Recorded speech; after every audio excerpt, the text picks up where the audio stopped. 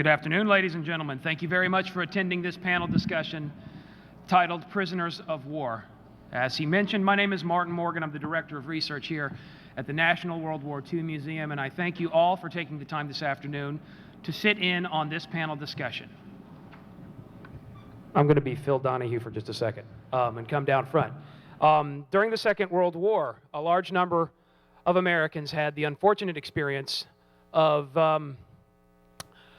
being guests of the enemy nations at different points.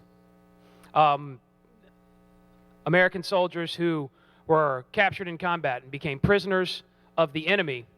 And this was the unfortunate and at times brutal experience of a large number of Americans. Now, this panel discussion is going to focus on the three individuals on the podium directly behind me. I'm going to give a quick introduction of each of the three. Closest to the podium is Dr. Lester Tenney, who was in the United States Army and unfortunately was in the Philippine Islands, the territory of the Philippines, in 1941 when the Japanese invaded. He was captured there, participated in what we call the Bataan Death March, and was then a forced laborer for the Mitsui Corporation in the home islands. Next to him is Captain James Carrington, United States Marine Corps, and Captain Carrington was likewise in the Philippine Islands. Finally, at the end, we have Mr. Jack Sullivan, who was in the United States Army 397th Infantry Regiment, and Mr. Sullivan was in Europe participating in what we sometimes call the Champagne Campaign, the campaign in central France in 1944 and 45, at which time he became a guest of the German government. We'll be going into that in greater detail in just a few moments. But before we get to our panelists, I wanted to begin with one surprise guest, somebody that just so happened to walk in, somebody that was unfortunately at the wrong place at the wrong time, a very good friend of mine named George H. Leidenheimer. Mr. Leidenheimer, would you stand up, please? Mr. Leidenheimer served in B Company of the 507th Parachute Infantry Regiment of the 82nd Airborne Division, and then later the 17th Airborne Division. And in Normandy, Mr. Leidenheimer had the experience of, on a very brief and temporary basis, being a prisoner of the Germans. It's one really quick story, and I wanted Mr. Leidenheimer to share that story with you before we get to our panelists today. So tell them all about what happened to you on D-Day, George. Thank you. We jumped in Normandy about 2:20 D-Day morning. The troops hit the beach at 6. And anyway, I was captured. I had a squad of Germans in a 500-pound bomb crater, and their ass belonged to me until their sergeant came up back of me with a Schmeiser machine pistol, and my tail belonged to him. So anyway, they brought us in, and this German lieutenant, all the German officers spoke English with a British accent because they were taught by Brits. And he asked one kid in my platoon, I was a rifle platoon sergeant, he says, "What's your name?" He says, "My name is Pfeiffer. I'm PFC, my serial number is such and such." He says, "Pfeiffer, you speak German?" He says, "No." Well, Pfeiffer lied to him because Pfeiffer was raised in a German community up in Kansas. He spoke fluent German. So he says, the German officer turned around and says, "Pfeiffer, with a name like that, you ought to speak German." So he turned around to me, saw all the stripes. He says, "How many paratroopers landed in Normandy?" I said, "Look, bud, I told you my name, rank, and serial number. That's all I'm going to tell you." I was trying to impress on the rest of the guys name, rank, and serial number because they told us if we captured to stick to the truth and name, rank, and serial number, because if you tell a bunch of lies, the Germans will get the truth out of it. So he says, "How many paratroopers landed in Normandy?" Okay. He says, I told him, like none of your business. So anyway, I escaped that night, and Louisiana gave, I think, $2 per day for every prisoner of war. So when I came home, I put in for something like 18/24 of $2. So I wish I'd saved the check, and they said that's the least we give is $2. But anyway, we won. That's the main thing.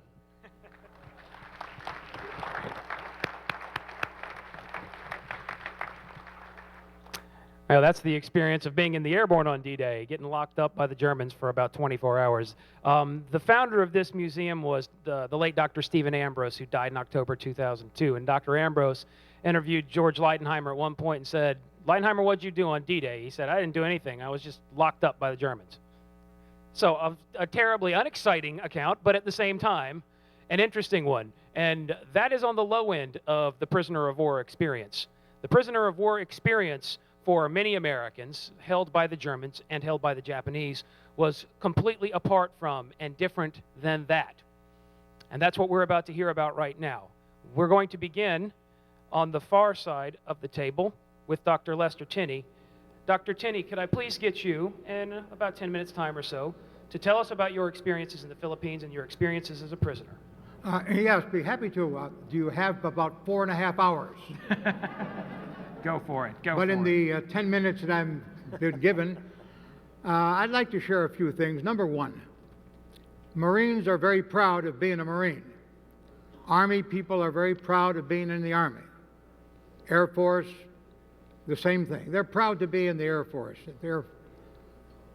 We are proud to be called survivors of Bataan. And that's where our heroism comes in, is that we were on Bataan. That's about all. Bataan, a small peninsula in the Philippine Islands that ended up being the graveyard for thousands and thousands of Americans and Filipinos. Now, I just heard the comment about, made the comment that he said, my name, rank, and serial number, and by God, that's all I need. Well, when the Japanese captured us, if the man said that's all I need, he had a bayonet put right through his heart. So he learned quickly. You didn't learn, but your friends learned quickly that you didn't play that game with the Japanese. Yes, they were entirely different. A couple of statistics you may be interested in. The prisoners that were captured in Germany, or by the German army, 1.2% of them died in captivity. Those captured by the Japanese, the Americans, the number was 40.1% that died as a prisoner of war. One of the things that I'd like to share with you is what was it like to be a prisoner of war? Now, I have this written down for two reasons. Number one, at my age, I'm liable to forget what I was going to say and start talking about something entirely different. And number two, I made the deal with my wife that if I should get a heart attack right now, she would be able to kick the body over and come up and finish what I have to say. So that's the way it is. And I'm glad you're laughing, because she said to me earlier today, she said, you know, the people like it when you tell something funny.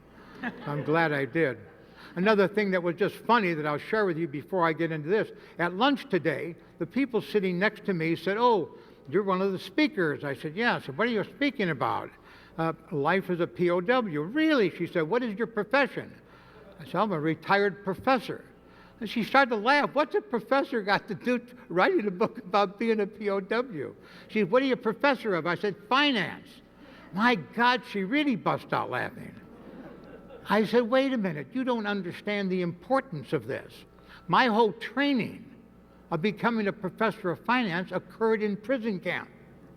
You see, once we arrived in Japan, and by the way, a lot of people don't know that the prisoners that were captured on Bataan and Corregidor ended up in Japan. They were taken over on hell ships, and then they were put to work in private companies. I spent 3 years working for Mitsui, shoveling coal in a coal mine, 12 hours a day, every day. Anyhow, in prison camp in Japan, the only thing that we had together was that we had a ration of rice, 3 bowls of rice a day, and about every 30, 40, or 50 days, we would get 10 cigarettes in a pack. And that was our gift for working hard. Well, now, if you got sick and you couldn't eat your ration of rice, what did you do with it? You traded it for a cigarette. And then when you felt better, you took the cigarette and you bought somebody its rice. Well, now let's take a look at supply and demand.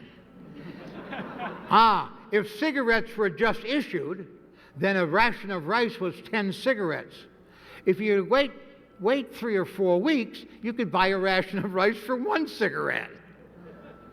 So the idea was to buy low and sell high.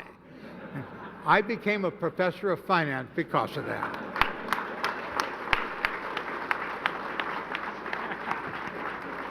Well, let me tell you what it's like being a POW of the Japanese. First, you're scared to death. The uncertainty of life hits you like a sledgehammer. You're stripped of every human right you thought you possessed. Sickness and disease like dysentery and beriberi, malaria, take over your entire body. You suffer from constant humiliation. You have your faith and morals challenged on a daily basis. Time stands still. You never know when the war will end, or when your life will end, or which will come first. You live with the fear of death and the apprehension of not knowing what will happen next. You do not understand their commands, and they do not understand your responses. You've been captured by men from a country that believe death is better than capture, and that to surrender is cowardly and disgraceful. Beatings become an everyday occurrence. You're deprived of food, given little or no medical care. The Japanese soldiers believed in the Bushido Code of Conduct, where a person is elevated over the Creator himself. The Bushido concept of man taking prominence over the Creator led to the preoccupation with death rather than life. The samurai's great concern was how to die for the glory of his master, while we Americans worked hard to please our Creator by performing good deeds. This philosophy of the Japanese is what really became the nail in our coffin. I was captured on April 9th of 1942, the fall of Bataan. We did not surrender. I did not surrender. We were surrendered by our commanding officer on Bataan, which was General King, who said that once we had no food, we had no ammunition, we had no supplies. The Japanese had pushed us within 100 feet of the water. General King said we cannot go on any longer. I want all of the forces on Bataan to surrender. 12,000 Americans surrendered and started the Bataan Death March. 2,700 survived that ordeal. It was called a death march not because of how many died, but of how they died. You see, if you stopped, you were killed. If you had to defecate, you were killed. If you wanted a drink of water, you were killed. We had no food or no water, and we made this march in 105, 107 degree heat, forced march. We'd march for 86 miles. It took different men, different times, but this is what happened. We witnessed the bayoneting, the shooting, the decapitation, and the burial alive of our buddies. And when people ask me what was the hardest part of this whole ordeal, I must tell them, the hardest part was watching your friends die and not being able to do a thing about it. That was difficult. The march ended for me at a camp called O'Donnell. Those who were captured on Corregidor did not make the march. They ended up going to Cabanatuan or Bilibid. Those who were captured on Bataan made the march into the first camp called O'Donnell. That first 30 days in O'Donnell, the men were dying at 30, 40, and 50 a day. We again had one ration of water a day and one ration of rice. When I came home, I would like you to know that my weight, although it doesn't look it today, my weight went from 185 to 97 pounds. And I went from wearing a size 46 uniform to a 28 real fast. Well, that was the experience of being a POW. That's what it was like in Bataan. And those of us from Bataan are proud that we are survivors of Bataan. We're proud because if you look at the history, you'll find that December 7th started the war. December 8th, the President of the United States gathered with him CEOs from all the automobile companies, the manufacturing companies, the steel companies, and he said to them, how long will it take to get ourselves in gear? And the answer was 90 days. They looked around and they realized that Bataan, the Philippines, was the only place that they could hold out to try to force the Japanese to bring all their forces to the Philippines instead of going on to Australia where they were headed. And that's exactly what happened. And so we held out from December 7th until April 9th. And so I'm proud to be a survivor of the Bataan Death March. If you are interested in anything more about the Bataan Death March, tomorrow I'll be signing the book called My Hitch in Hell. Thank you.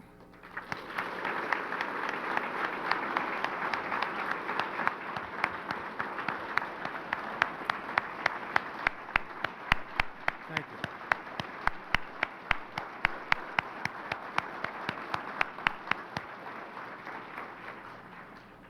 Dr. Tenney, thank you very much for sharing that account with us. And I wanted to hit you with two quick questions, if I could. First of all, could you share with the group a little bit of, in the way of details about what it was like when you were transferred from the Philippines to the Japanese home islands? And then also, could you tell me a little bit about what you were doing for the Mitsui Corporation when you were in the Japanese home islands? Yes, number one, I don't know if you call it lucky or unlucky. I was on one of the first ships to go from the Philippines, from Manila, to Japan. And the first couple of ships that went across did not get bombed or torpedoed the way they did afterwards. But I got on one of the first ships, 500 men in the whole of the ship.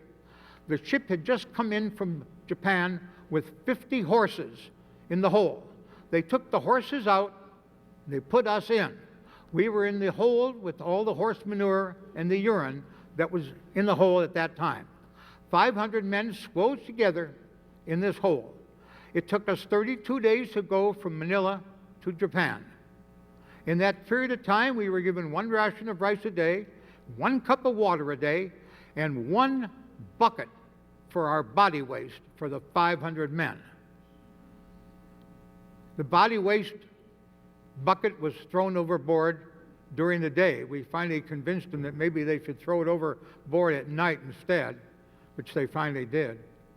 But that's how we went across the oceans until we got to Japan.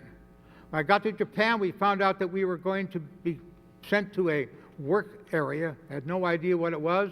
We went into Omuta, where we were told we were going to become coal miners. And following day, we went down 1.25 miles down into a tunnel into the coal mine, where we were made coal miners. May I tell one funny story? Please do, I hate sir. to take the time, but my wife said I have to tell something funny every so often. The first day we got into the coal mine, we had no idea what to do, but what our job was to build rock walls in the empty laterals so that we could take the coal out of the next lateral. We had to protect the ceiling. And so the Japanese, there were 2 Japanese with 10 Americans, and they started to tell us how to build this rock wall. You take big rocks and you put them at the bottom, and you slowly build a wall, and you build smaller rocks on top of it. Well, my boyfriends and I tried to move that first rock, and there was 3 of us that tried to roll the rock, and we could hardly move it. And the Japanese looked at me and he said, ha ha, American, in Japanese. By the way, I learned to speak Japanese. I won't tell you that story. But he looked at me and he said, sure, 3 Americans to move that rock. Japanese can do it with 2. I said, no. The other Japanese said 1. And with that, the 1 Japanese grabbed this rock and put it where it belonged. And I said to my boyfriends, give them a round of applause. We applauded them. And for the next 1.5 hours, the 2 Japanese built the wall.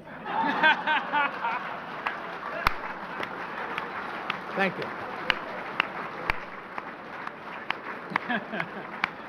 I shoveled coal for 3 years, 12 hours a day, every day of the week, and we were beaten anytime we didn't shovel fast enough, didn't shovel enough coal, or if we didn't bow low enough to the Japanese. Then we were beaten with hammers, pickaxes, and shovels. And my face and my body shows some of the results. Thank you.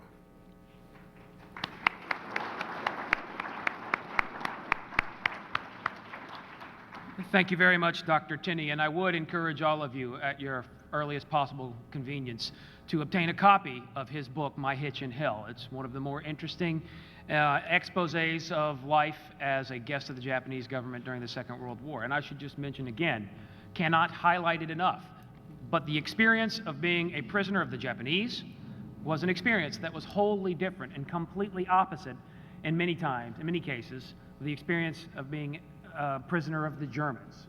We'll get to that in a moment, but for now, let's step back to a Marine's experience as a prisoner of the Japanese and a Marine's experience during World War II. Captain Carrington, would you please, sir, tell us a little bit about what you went through during the war? Yeah, first I want to tell you, I'm from New Orleans. I'm a local resident.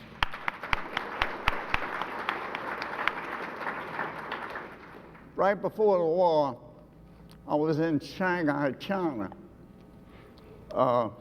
And 5 or 6 days before Pearl Harbor, they knew the war was coming because the regiment was out there 13 years and it used to rotate the men every couple of years or 30 months. So they rushed us to the Philippines on these old president liners. We landed up at Subic Bay just about 6 days before Pearl Harbor. And we were bombed there. They bombed Pearl Harbor first. About 8 or 10 hours later, we got bombed. And we had 7 or 8 PBYs laying at anchor, and the Japanese come down in their Zeros, and they strafed them, and they all caught on fire. They had 500 bombs on their wings. I thought they was explode because I was pretty close to one of them. But what happened, the wings broke off and fell in the water. The bombs didn't go off. So then they decided, we were right above Bataan, up there at Navy base, and so we retreated down into Bataan. And we didn't stay at Bataan long. They sent us over to Crigador as beach defense. Well, they bombed us over there in December, and they bombed us daily, and according to General Wainwright, we was hit with 1,800,000 rounds in 5.5 months. And finally, just like this gentleman here, was running low on everything, ammunition and everything else. And the Japanese landed, I think it was on May the 5th, 1942. And General Wainwright surrendered to the Japanese. I think it was General Homer. And so General Homer told him, to get on the radio and order all the American forces and Philippine forces on the whole Philippines to surrender.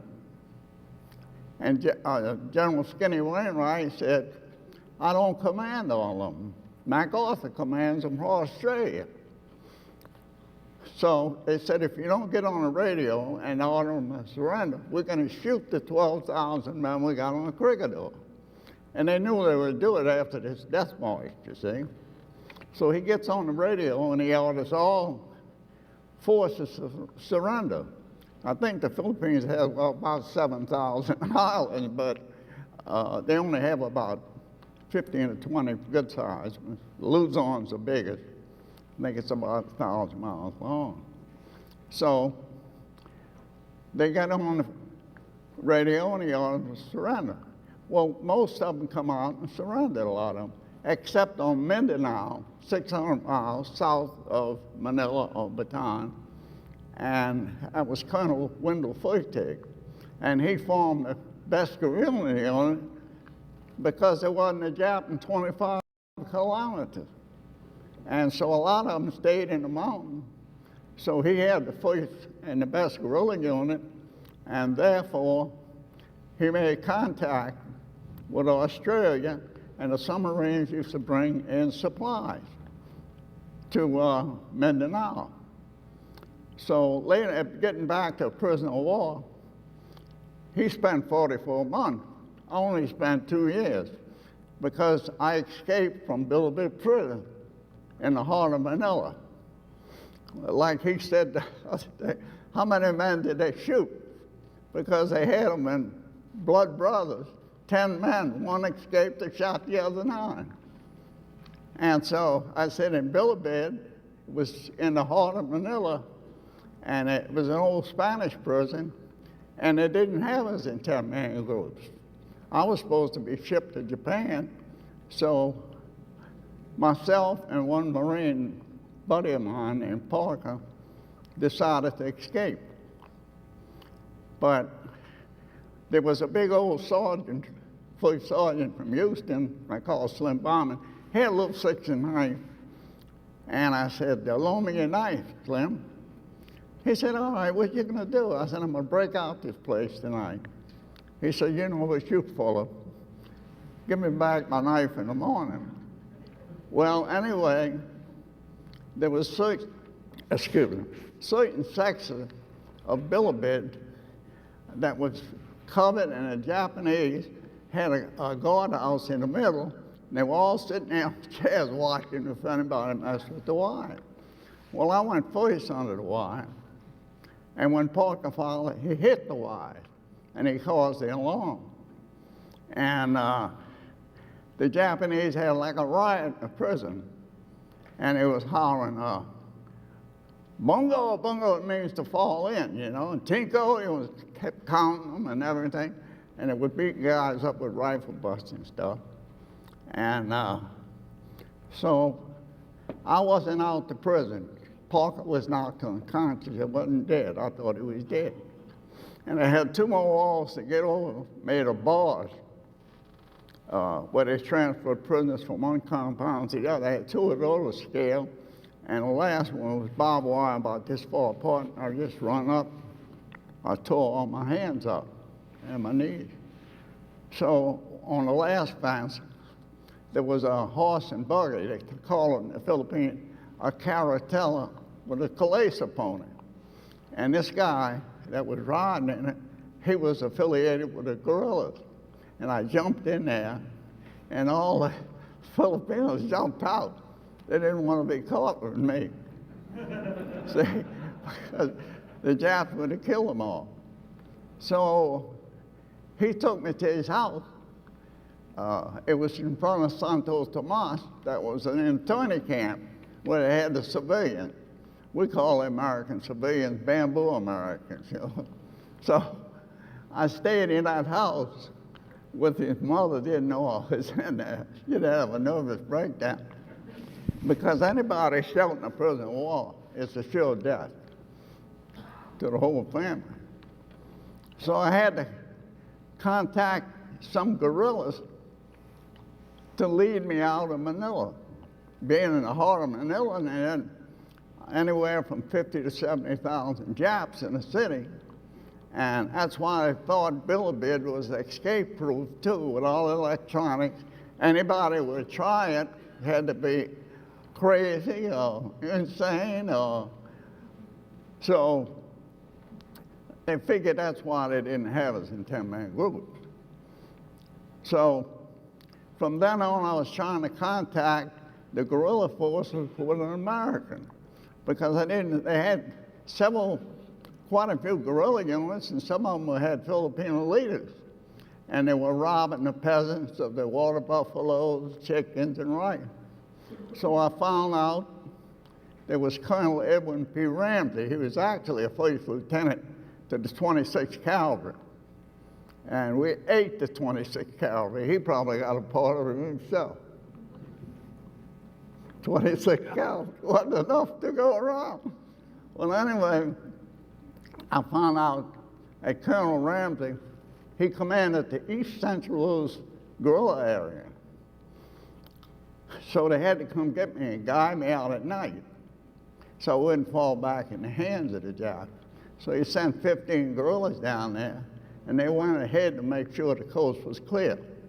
I had to swim several rivers because the Japs was on the bridge. Then I went up to the Sierra Madre Mountain, and I joined his guerrillas. He swore me in as a captain, first a lieutenant, as a captain with the Army, USMC forces, while I was a corporal in the Marines. I was a corporal and a captain with the Army guerrilla forces. So he swore me in, and I was the commandant of the headquarters. So he told me my job was to protect that headquarters at all times. And I want you to train these guerrillas like the Marines train you. Well, I trained under Chesty Puller in 1941 in Shanghai. That's the most famous Marine. I think he had about 5 Navy crosses. Well, anyway, we were raiding the Japs, and it was causing a lot of hard feeling. We'd raid them in a barrio or somewhere, and they'd hang all the Filipinos to trees and all, and kill them all in a certain area. So MacArthur, we had 139 radio stations going in the Philippines with MacArthur. It was an open book. So anyway, MacArthur says, I don't want you all killing any more Japs because of retaliation against the natives.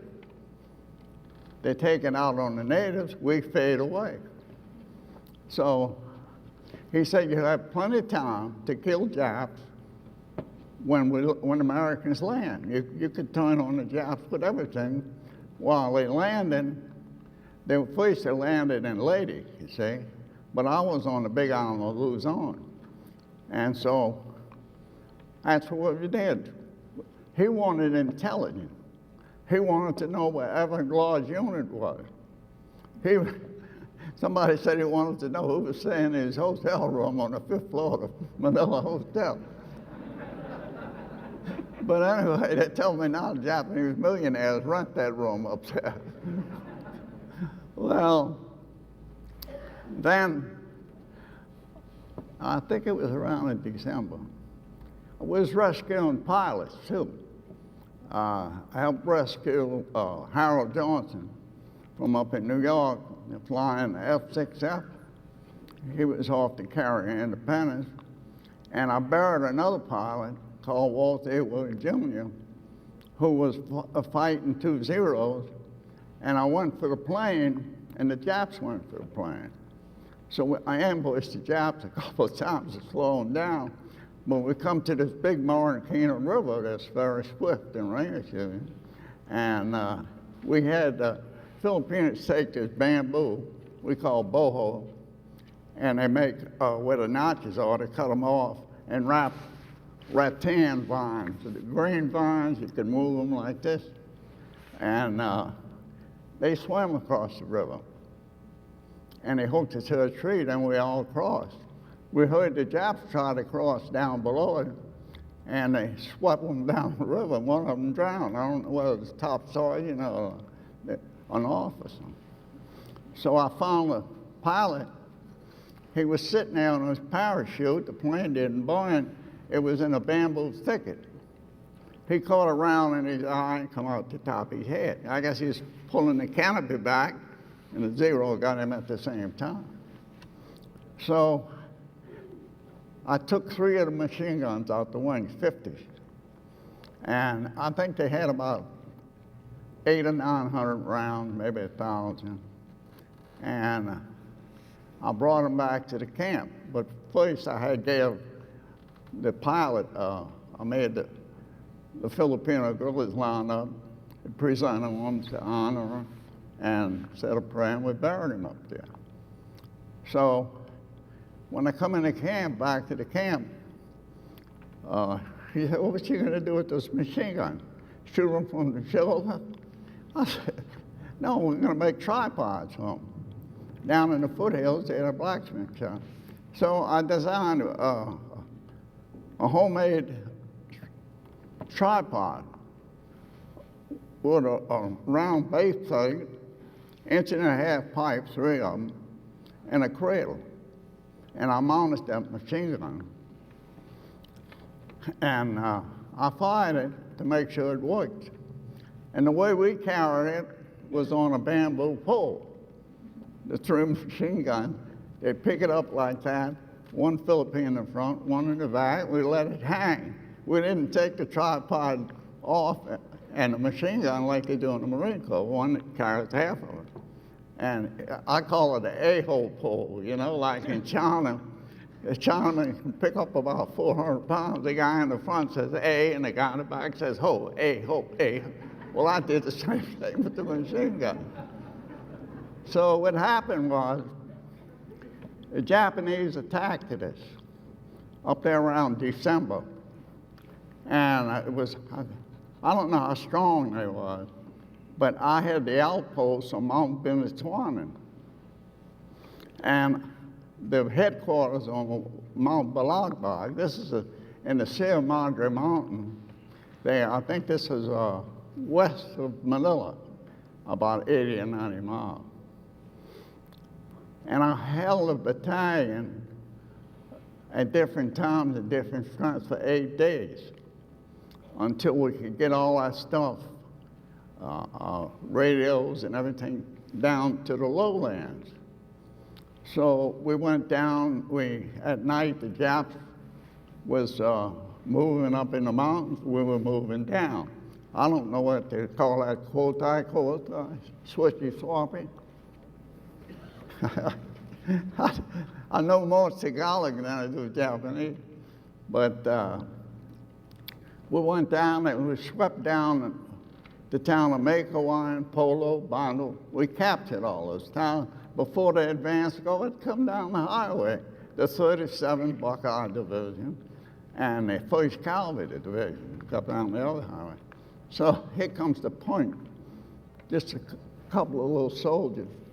And one of them says, "You look like an American to me." I said, "Yeah." I said, "I've been waiting for you bastards for 3 years." He says, I said, he asked me, I asked him, "You got any Marines with you?" He said, "MacArthur don't want them glory hunters around here. He wants all the glory, you know." So then here comes the rest of the 37th Division. I joined up with them first. And so, and then 1st Cavalry. And went into Manila. That's February the 3rd, 1945. So I started fighting 41, 42, 43, 44, and 45 of February the 3rd, I helped capture the city of Manila.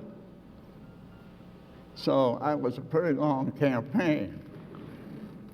And so I won a Distinguished Service Cross. That's from the United States Army. I got more Army medals than I'm a Marine. I got the Combat Infantry badge and all those, a couple of Bronze Stars in them. I have to put patches on my arm, on my vest, POW vest, to say I'm a U.S. Marine. I'm not in the Army, but it looked like with all the Army decorations. So I stayed there, but I should have stayed 2 or 3 more days because MacArthur pinned the DSC on them. So I had left 2 or 3 days before on all the white guerrillas. And so I didn't get my DSC till 1949. Well, the war was over then, and it was between wars, so it didn't mean that much. I wish that I got it in 45, but the Army sent it from Fort St. Houston to the Marines. Well, it was decorated down here in a restaurant, Arnold's Restaurant. Yeah, that's all.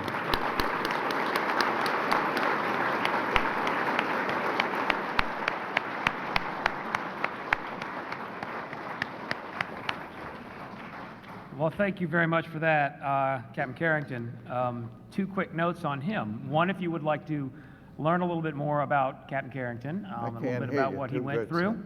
You might wish to visit the second floor of the museum's D-Day Invasions in the Pacific exhibit, where some of his personal memorabilia are on display. And then just one quick personal note. Earlier this month, on November 3rd, was the 231st annual Marine Corps Birthday Ball. And this medal here is the Philippines' highest award, Distinguished Conduct Star. All right. They It's gave got that to,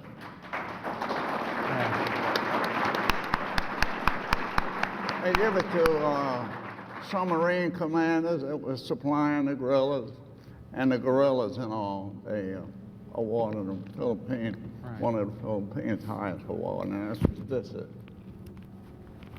Well, because of all this, Captain Carrington's a legend in the Marine Corps, and at the recent birthday ball, I went in and combed the room. Got to go for the first time in my life, and it was a great deal of fun. And I went in specifically wanting to visit you and shake your hand. And I always knew where he was by the crowd of young Marines that surrounded him. So.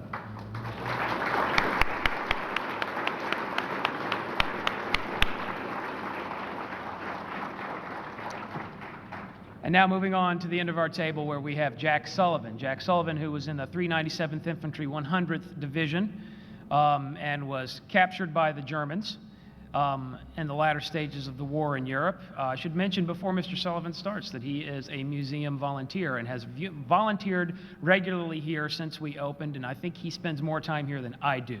So that deserves a round of applause right there.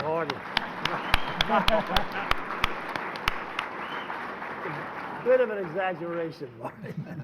Mr. Sullivan, could you please tell us a little bit about what it was like for you and the experience of being a prisoner of the Germans during World War II?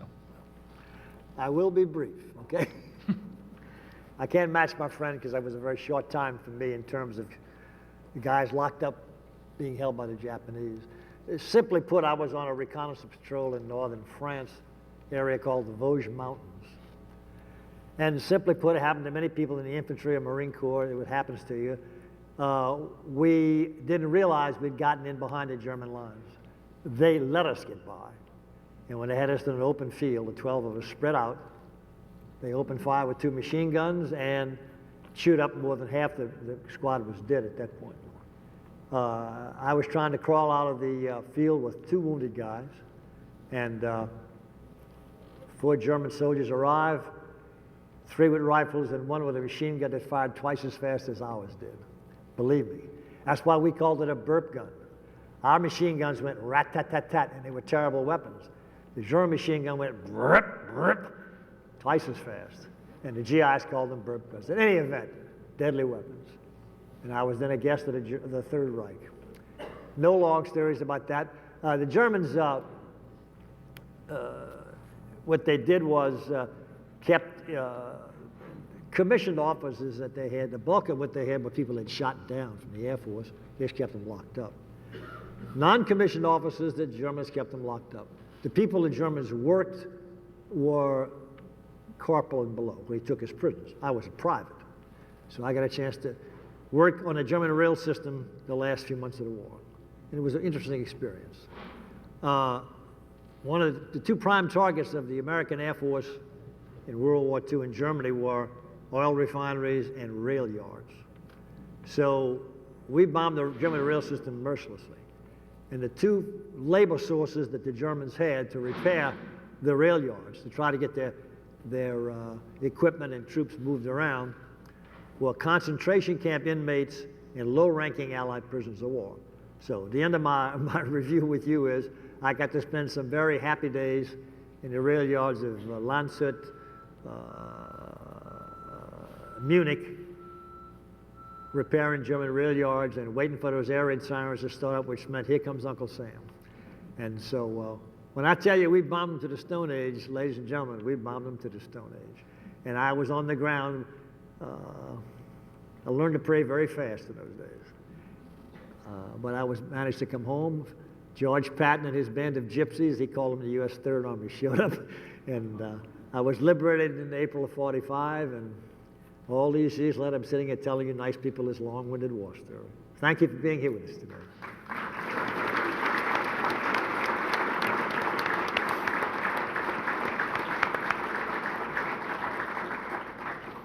Humility is probably the greatest virtue that someone can exhibit.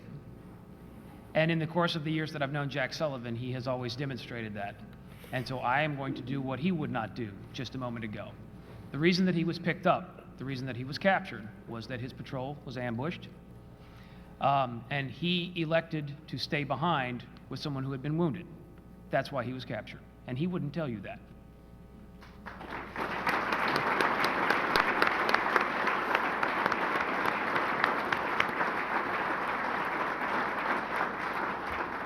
I would like to bring your attention to something that I've been observing during the course of this panel intently. Right here on the front row. If you look at this young guy here in the red shirt, what's your name? What is it? Sam. All right, Sam. Sam, how old are you? 11-year-old Sam Ruffino, sitting here on the front row, has not blinked, has listened to every word that these gentlemen have said. When I was your age, I used to listen to my grandfather who had been captured by the Germans in North Africa. He was held temporarily, but then was liberated subsequent to that. But I remember at the age of about 11, listening intently to that. And those are memories that are very strong and were very, very important and meaningful to me when I was your age. And I remember them like the day they happened. You're going to remember this for the rest of your life. This is going to be important. I'm proud of you for being here. I'm proud of you for listening. Your father is proud of you for being here. And in 50 years, you're going to remember this. When all of us are gone, you're going to remember what you heard here. And this is why this museum is here, and this is why this conference is being held in these days. And it's for you, so that you remember in the future. Thank you for coming.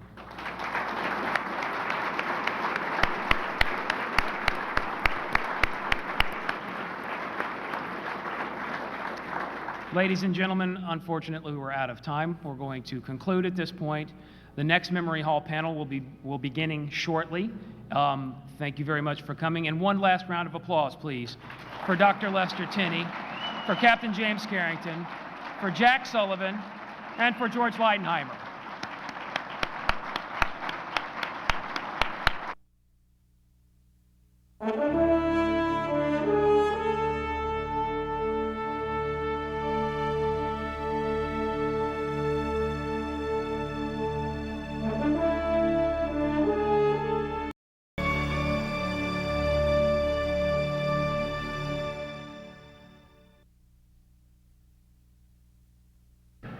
Our first speaker is Agnes Mangarich, a flight nurse and the author of Albanian Escape, True Story of a U.S. Army Nurse Behind Enemy Lines.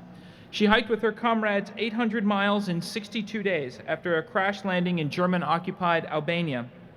Mrs. Mangarich and company trudged through rocky terrain, 6 to 8 hours a day with little food, until they reached a British and American camp on the Adriatic coast. Mrs. Mangarich.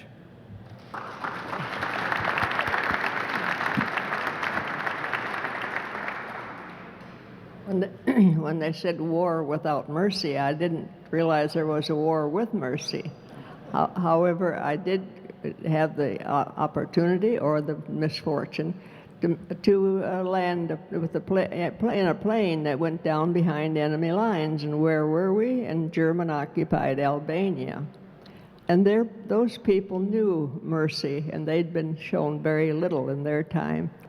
And they took us in. If they hadn't taken us in every night, we wouldn't have made it, because this was November and December and the first week in January. And I was in there for about 9 weeks. What little food they had, which was very, very little, they shared with us. And they knew the horrors of war, but they also knew to be of a gentler kind. And they kept, well, just by taking us in at night saved our lives, because that was bitter winter weather. And when we did get to the coast, there was a boat waiting for us. It was our U.S. works with the OSS, and they had a boat waiting for us to jump aboard and make our way back over to Italy. But who helped them? Who helped the Albanians afterward? I didn't see much help. They were walked over by Greece and Italy and Turkey all their lives and been oppressed. And did anyone help them rebuild after they blew the bridges and all these to make it very easy to chase the Germans? I didn't see any sign of it when I went back in '95. But they still thought we were the greatest people and showed us every courtesy and kindness. And I had my son and my daughter with me. They'd heard about this story for years, and they were very happy to meet the Albanians. In fact, they wanted to stay another week, but we didn't have the time. They were being shown such a good time, and the Albanians, for the first time in their lives, were able to be up in that one little section of Tirana, their capital, because the Germans, their own people, as a matter of fact, their terrible, terrible dictator they had for 50 years thereafter, kept them very, very much curtailed and told them where they'd be, what they could wear, how they could behave and stay out of these areas.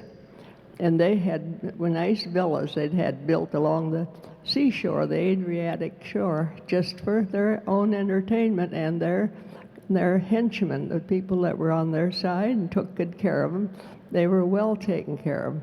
But everybody else could live on cornmeal bread and very little of anything else, as we found out. But after our 800-mile trek across Albania, which was we were helped by the British who were in there. They'd parachuted in and been in there several weeks working behind the lines. And they knew, of course, that they would have to, they'd move about very often because just to stay out of the way of the Germans. But they also helped us, and with the one leader, a young British lieutenant, he was 22 years old. And there were more than that, 10 of us nurses. And, nurses are always at least 21, 22 years old before they get their training and out and working. So here was young Gary Duffy. He was 22 years old, and he was younger than any one of us. And we used to laugh at him at times. We knew he was worried. He had all this responsibility of seeing that we went across the country safely and got out. And he'd sit on, and lots of times the radio wouldn't work. He couldn't make contact with Cairo, his headquarters. And he'd be sitting on a stump or a stone, and we scratching his head, and we knew he was worried. And so we'd kind of walk up behind him and whisper in his ear. We'd say, "You can tell us, Gary, we're older than you are." And he didn't appreciate that either. But he was a very, very good leader. His word was law, and we knew it. But he used it very well and very gracefully. And I'm sure he retired to a place near Liverpool in England and enjoyed a nice retirement. I had hoped to see him again someday, but I understood he had died in a parachute into Berlin, which was erroneous. So when we were in England some years later, I didn't even try to call him. And so there I missed a chance to see him again and tell him how much we appreciated and, in fact, owed him our lives in many cases.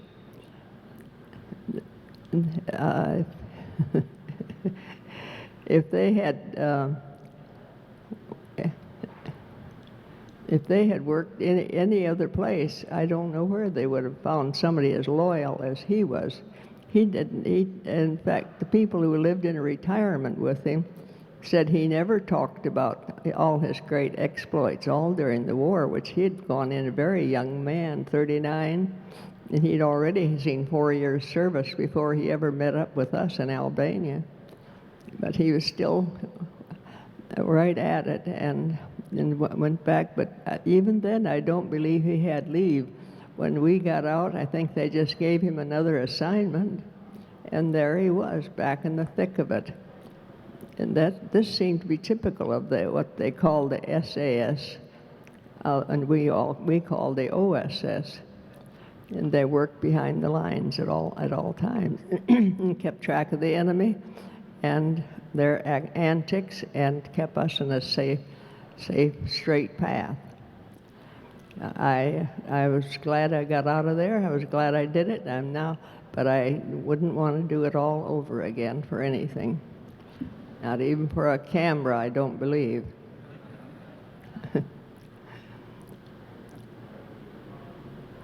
Am I off the air or not? Thank you, ma'am.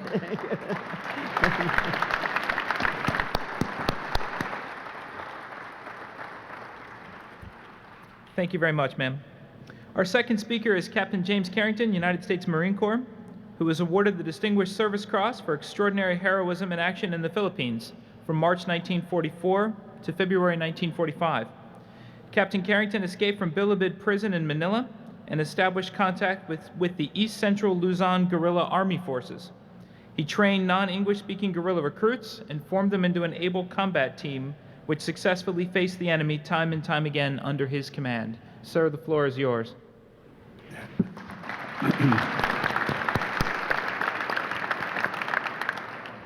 Well, I'm going to speak about the brutality of the war, you know, being in Japanese POW for the least amount of violation of low discipline. The Japanese had every power in the world just to take you and beat you and behead it. And also they had you in 10-man groups. One escaped, they shot the other 9. So I had to bid my time. I was a prisoner for about 23 months till I could be in a place where they didn't have us in the 10-man groups, because this prison was Bilibid right in the heart of Manila. And so they didn't have us in 10-man groups because they thought with all the electronic stuff all over, it was an old Spanish prison with a 14-inch wall. And so I decided to escape with another Marine. Well, they were having a propaganda film, and we went around, they were all watching the movie, even some of the sentries. And I went first in this weak spot under this wire. And Parker, my buddy, followed me and he hit the wire. And he set off an alarm. They had a riot in the prison and all. And so then I was picked up by a carretella, that's a little horse and wagon, and I was taken to in front of Santo Tomas where they had the civilian. And this fellow was Calesa pony he was driving. It's like a two-wheel wagon with a little horse. He took me to his house and hid me. Then he contacted the guerrillas, but I wanted to get with a guerrilla that had an American leader, because a lot of the Filipino, led by Filipino guerrillas, they were robbing the natives. Their carabaos, their chickens, their rice, and everything. And so I joined up with Colonel Ramsey, Edwin P. Ramsey, East Central Luzon guerrillas. That's in the Manila area. And so he sent 15 guerrillas down to guide me out to the mountain. I think it was only about 90 miles on the west side of Manila, his headquarters in the Sierra Madre Mountain. So we had to swim rivers because the Japanese on the bridge, you know, and the Filipinos knew all the trails to take you the back way. None of that Hollywood stuff, you know, you're running down the street, you're doing this and doing that. You had to depend upon these Filipinos. And Filipinos anyway were about 90% pro-American. So they took me up to the headquarters in the Sierra Madre Mountain, and Ramsey swore me in the guerrillas I was a corporal in the Marines, and he swore in that. And I ended up being a captain with the Army and a corporal in the Marines at the same time. So My job was to protect that headquarters at all costs. And so he made me the commandant of headquarters, and I trained about 200 or 300 guerrillas like Marines train you.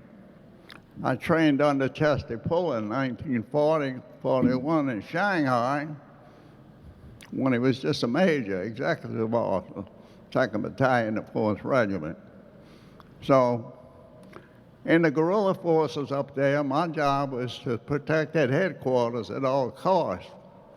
So we controlled 25 or 30 square miles. And so when any strangers come in there, Filipinos, we kidnap them and made sure they had a relative in that area. They weren't Japanese informers. Japs used to tattoo their men on the head, their spies, and let the hair grow out.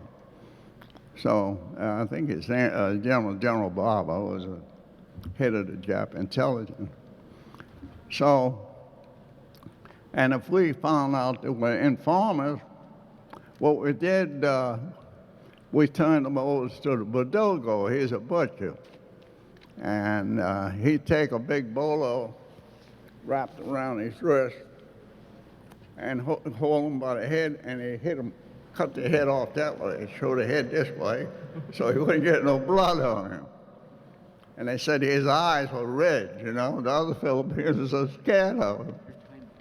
So then we were having trouble with the communist guerrillas. They're called the Hucks. Huck Balahapla Hopoon, I think, is the army of the people against the Japanese. Well, we were fighting over these barrios, you see. So we sent these liaison officers to join up with the Hucks to try to make a peace with them so we can both turn on the Japs at the same time. But what they did when our men leaned their rifles against the trees and stuff, they jumped out and bushed our men with bolos. So for retaliation, one evening, my guerrilla band captured 15 Hucks. So we buried them alive. They cut their heads off, some of them, and the other ones, they were still living, and tied their hands behind their back. And they were still talking under 4 foot of mud as retaliation for what they did our men.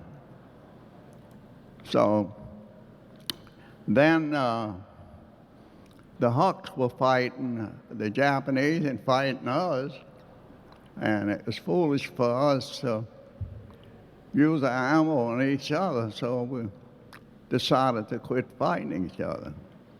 So then it came to Manila. We had MMD, Manila Military District. Our man in Manila was in charge of liquidating all the informers and pro-Jap. I think we must have killed about 200 a week. And also up in the mountains there, I had the Japanese tried to take the headquarters. And I was on a mountain called Benetwanan, and they had another mountain called Balagbag. And I had the high ground. So the Japanese attacked it. I think it was around in December 44.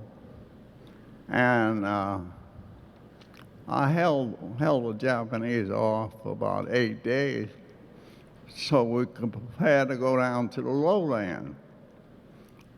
And so what I did was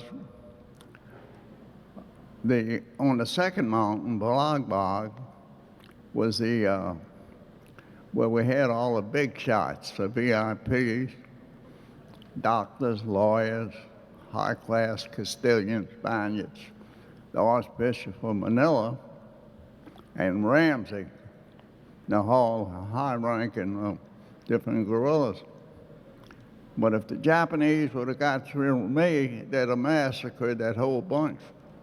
So I was one lone Marine with about 8 men and 2 machine guns, and I held them for 8 days until we could prepare to go down to the lowland, because Americans had landed, and also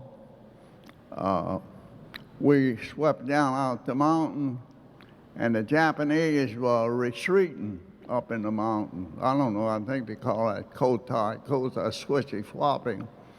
And we, their tanks and all were on the road. We had to wait until it was spread out a little and run between them and lay in the ditch on the other side.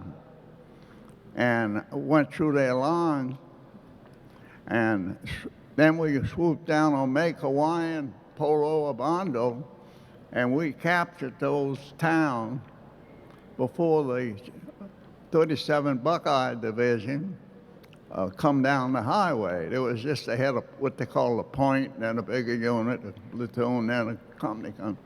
So what happens is, there's a little red-headed looking guy, and me, I was dressed in a Japanese coveralls and a pair of Jap officer's boots and an old campaign hat. And he says to me, "You look like an American to me." I say, "Sure. I've been here for 3 years waiting for you guys." And he said, "I think you got any Marines with you?" "No, MacArthur don't want those Marines around. He wants all the glory." So I moved into Manila with them. So I started fighting the 7th of December. And then that's 1941. 1942, prisoner of war, 43. And 44 is a guerrilla. And so I helped capture Manila February the 3rd, 1945. I moved into Manila with the 1st Cavalry Division and the 37 Buckeye Division from Ohio. And thank you.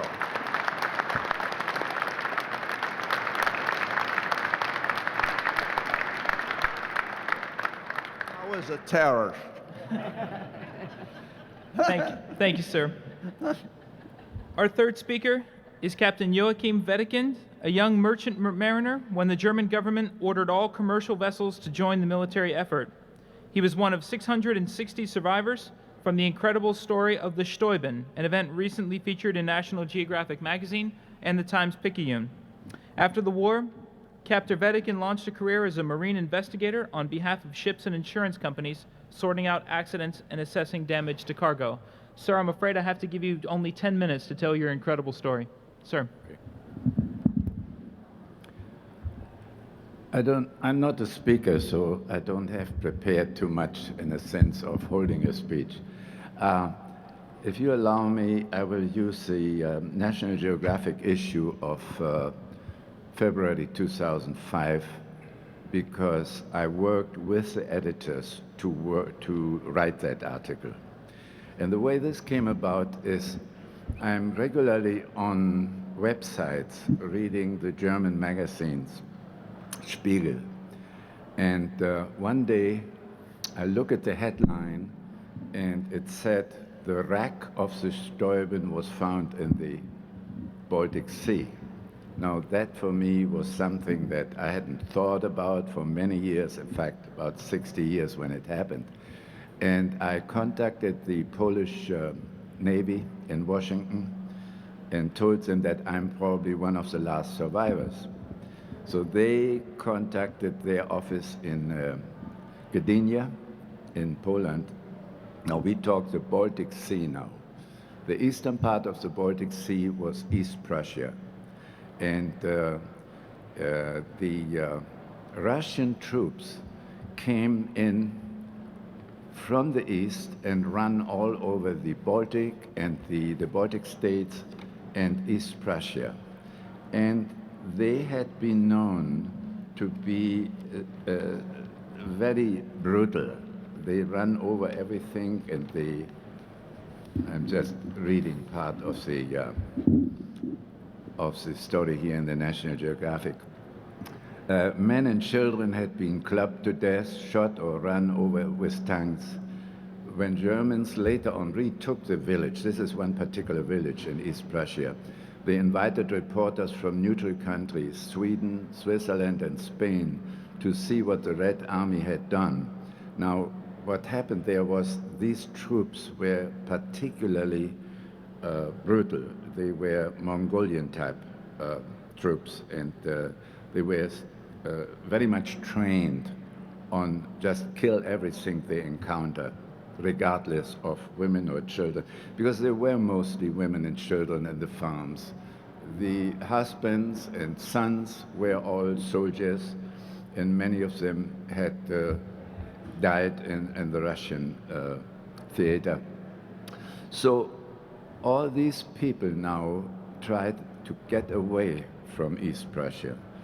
And a decision was made by the German Admiral Dönitz to get everything that floats, all ships, fishing boats, everything that floated, and get people to the west to save them from the Russians. And it turned out to be more than 1,100 ships involved. It was the so-called Operation Hannibal. Now, it was very difficult to get all these people on board ships that were normal freighters with cargo hatches, and a freighter usually doesn't take passengers. We had to crowd thousands of people in a hatch and a hold of a ship. Now, I talk about young children, babies. Some of them, in fact, were born on the ships during that time. And it was very cold. It was 20, 30 below zero. And all of these people had fled their homesteads with everything they had, which was usually on a cart with a horse, and they took their goats along and whatever they had.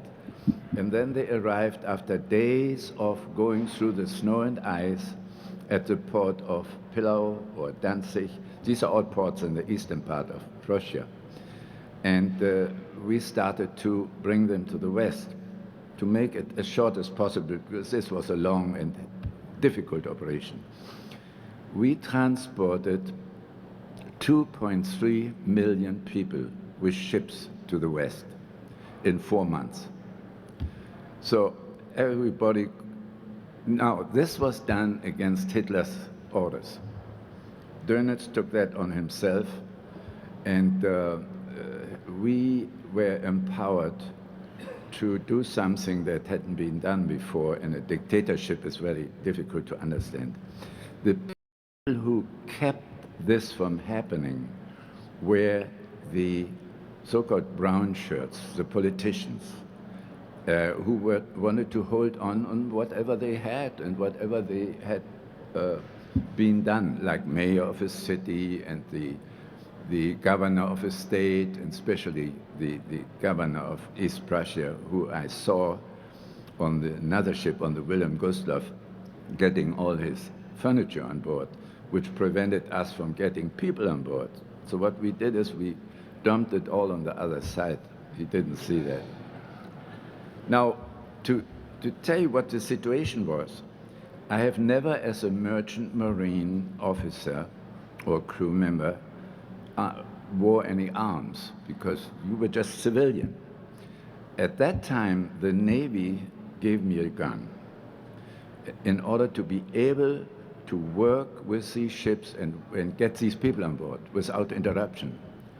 And the problem was that in between were people, not only the, of course, I forgot to say wounded soldiers. Most of them were wounded soldiers. And in order to get them on board, it was a very fluent situation, which was interrupted at times by secret police and by the politicians. And so what we did in many occasions was we just got them off the ship forcibly. And of course, all this was against Hitler's wishes. And so we had quite a lot of problems there, but we solved them. And we got all these people out. And out of 2.3 million, I think the total of people killed on ships were, somewhere around 30,000. Because there were other ships, such as the Wilhelm Gustloff, that sunk before ours, with 8,000 people on board, and the Goya had 6,600 on board. All of them perished. On the Stäuben, it was not my ship. I went on board in Pillau in order to reach my ship, which had sailed from Königsberg, of which I was a commander. But I asked the captain on the Stäuben if he would mind if I go along with him to reach my ship a day later in further west. And he said, of course. So I went to sleep, and for 3 days I didn't have any sleep or anything. So I went into the cabin of the second in command on the ship, who, by the way, I met years later here in New Orleans, and fell asleep. And all of a sudden he comes into the cabin and he says, listen, you better get out, the ship is sinking, we got a torpedo. I was so sound asleep, I didn't know what went on. And I looked at him, I said, you're kidding. So this was ship number 6 I had lost during the war, so I was used to it. But and then came the second torpedo, and then I knew it was serious. So to make it as short as possible, I went to the bridge. The ship sunk in 18 minutes, and out of 5,200, we survived 600. And it happened pretty fast, and it was ice in the water, it was very cold, and I was swimming from the bridge to a capsized lifeboat and lost conscience. And then a minesweeper got me off and put me in the engine room and got me into about, I think, a quarter of a bottle of rum, and that saved me. So that's what happened on the Stäuben. But it is a long story, which is very well written here in the National Geographic. So.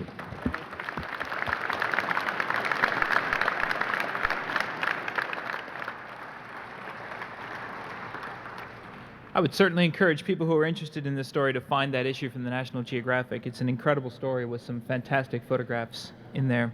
Our fourth and final speaker today is Dr. Lester Tenney, Staff Sergeant and survivor of the Bataan Death March. He spent 3.5 years as a prisoner of war in Japan, including time as a slave laborer in Japan, then went on to receive his PhD in finance and become a professor of finance at Arizona State University. Sir? Thank you. Good afternoon, friends. After being here for 4 days, I think I can call you friends now. I have a choice, and that is because of the time constraint, either I can speak real fast or try to condense what I have to say. Because the Japanese knocked out all my teeth, I can't talk real fast, so I'm just going to condense somewhat I'd like to say. All during my time in captivity, I realized that I can't choose how or when I'm going to die, but I can choose how I was going to live. Friends need friends. And lastly, I kept my faith in my country, which I love dearly, and faith in my God. And lastly, I am forever thankful for the friends that would not let me die. Speaking of friends and of this program that's supposed to deal with war with mercy, I agree. It reminded me of a few things that I must share with you. And I'll try to define it in 5 different ways. Number 1, on the Bataan Death March, the first day or 2, I was beaten severely. I had my teeth knocked out, my head split open. On the 4th day, a Japanese soldier came by, trying to cut heads off. He missed my neck, but he hit me across the back and down the back. My two boyfriends, Branji and Segoy, would not let me fall, because on the death march, if you fell, you died. If you stopped marching, you died. There was no question about it. They carried me. They would not let me fall. War with mercy. They kept me walking. If you've ever believed in the hereafter or here in God and the great being out there, we marched. He brought the medics up from the rear line. They sewed me up with needle and thread, and they carried me. I begged them to let me go, but they wouldn't. I don't know why, folks. I have no idea why, but 5 minutes later, the Japanese pushed us to the side of the road and made us rest. In the middle of the day, the first time in 4 days, they made us rest. There was a stream of water. Branji and Segoy threw me in the stream of water. It was cold. It shook me. 10 minutes later, the march started, and I was on the march. I never needed help again. I don't know why, but I know that Branji and Segoy most probably saved my life. And the hardest part was coming home and saying hello to Walty, Branji and Segoy's mother, and having to say they didn't live to come home. That was hard. The second thing I share with you is that we went on work details in camp. When we went on work details, the Japanese gave every man a number. And you see, they were trying to protect the men from escaping and becoming a guerrilla. Every man had a number on these work details. If you did not answer roll call one morning or one night, they took the 5 men to the left and the 5 men to the right and killed them. And the purpose of that was to protect that you didn't escape. In other words, it got to the point that we were thinking of others rather than thinking of ourselves. And so that's another way that the war with mercy occurred on the death march for us. Then we went to Japan. And in Japan, we had a Captain Tom Hewlett, a medical doctor. Tom is not around today to be able to share anything with us, but I'll never in my life forget the Japanese were insisting that out of every barracks of 50, 48 must go to work. And Tom Hewlett was a doctor. And one day the Japanese officers came to him and bawled him out because one barracks only had 47 men to go to work, and they insisted that he take one of the 3 men that was sick and make him go to work. And Tom Hewlett said, no, these men belong in a hospital and I cannot make them go to work. They threatened Tom Hewlett with the guardhouse. Tom Hewlett put his hands up and he said, take me there. I will not send these men to work. They put Tom in the guardhouse. Tom Hewlett was in the guardhouse for 10 days. He came out at the end of the 10 days, and the Japanese officer stood in front of him and said, and now will you send the men to work when I tell you to? And Dr. Tom Hewlett said, no. If they're too sick to go to work, I will not send them. Flabbergasted, the Japanese officers had to back down. But that was war with mercy, as I've ever seen it. I remember Tom Hewlett performing operations, a hemorrhoid operation, with no anesthesia, nothing but a little cooking stove and a hot iron, with 2 men holding the men's legs over them as he took this hot iron and worked it in the right position. I saw Tom build racks to put men who had broken backs on the rack. I had my back broken in prison camp in the coal mine. Tom made a rack and insisted that I lay on this rack and I not move for 1 week. Tom did everything he could for the men. Tom was a real, real hero. And then I remember at the end of the war, you know, we always said that the war would be over when 4 things happened. Number 1, if we didn't have to go to work. Number 2, if we ever got all the rice we wanted. Number 3, if we ever got a Red Cross box. And number 4, if we didn't have to bow to the Japanese guard in camp when we saw them. Well, on August 15th, the men went to work, and 1 hour later they came back. And we said, my God, what happened? The first time in 3 years, no work. At 10 o'clock in the morning, they put us all in the mess hall, and they gave every man a Red Cross box. And by the way, I have to stop for a moment, because when I tell this story to some of the other young students, they say to me, what in the hell is a Red Cross box? Well, a Red Cross box was something that the Red Cross gave, and it was a little box, and it had coffee, a chocolate bar, a little pack of cigarettes, some toothpaste, a few other little personal items. We never had one of those.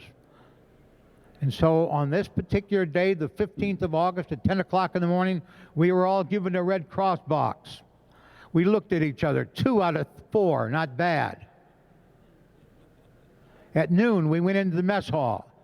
The cook said to us as we walked through, would you like more rice? Why, God, we knew it was 3 out of 4. We only had 1 more left. At 4 o'clock that afternoon, my boyfriend said to me, hey, 10 Spot, you speak enough Japanese. Go out and say hello without bowing. See what happens. I said, okay. And I went out. And I looked at the Japanese guard and I said, Konnichiwa Tomodachi do. And I stood there, but I did not bow. And he stood there at attention and then bowed to me. And I knew the war was over. That night at roll call, the Japanese officers came in and said, America and Japan are now friends. And away they went. And they left all of us in this camp at 4:30 in the afternoon. Well, many of us went into town. We went looking for the guards who had beat us. When we couldn't find the guards that would beat us, we found some lovely girls and some sake. Thank you very much.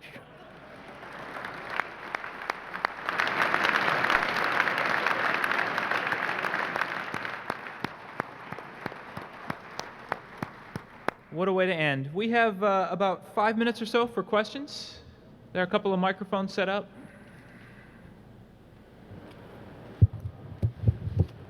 Questions?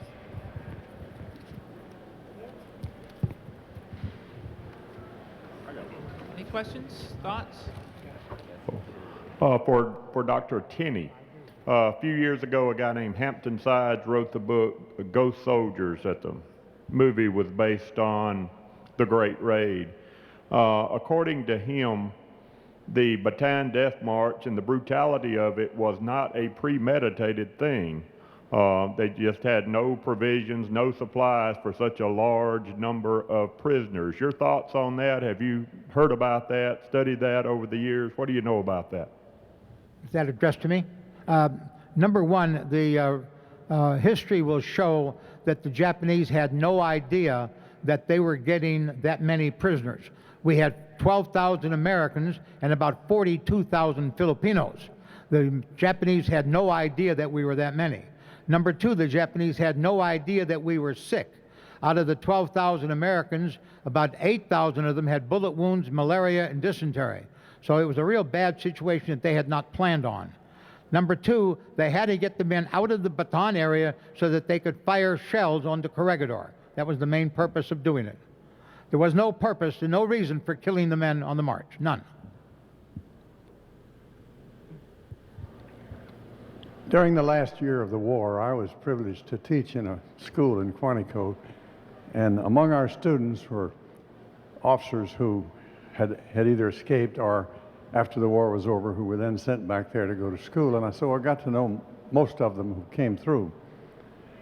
Many of them told us that in their prison camps, days before the end of the war, the guards began to soften up and change their attitudes and give all sorts of indications that they understood that the war was about to end unfavorably for them. Did any of your experience confirm that or not?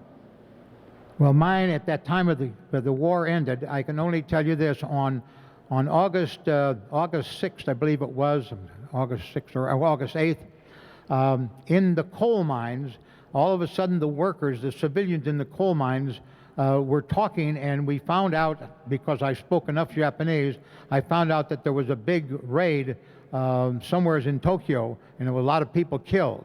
That did not stop them from beating us. The next 2 or 3 days in camp, the Japanese guards still were the same. They did not change. The actual treatment did not change until August 15th.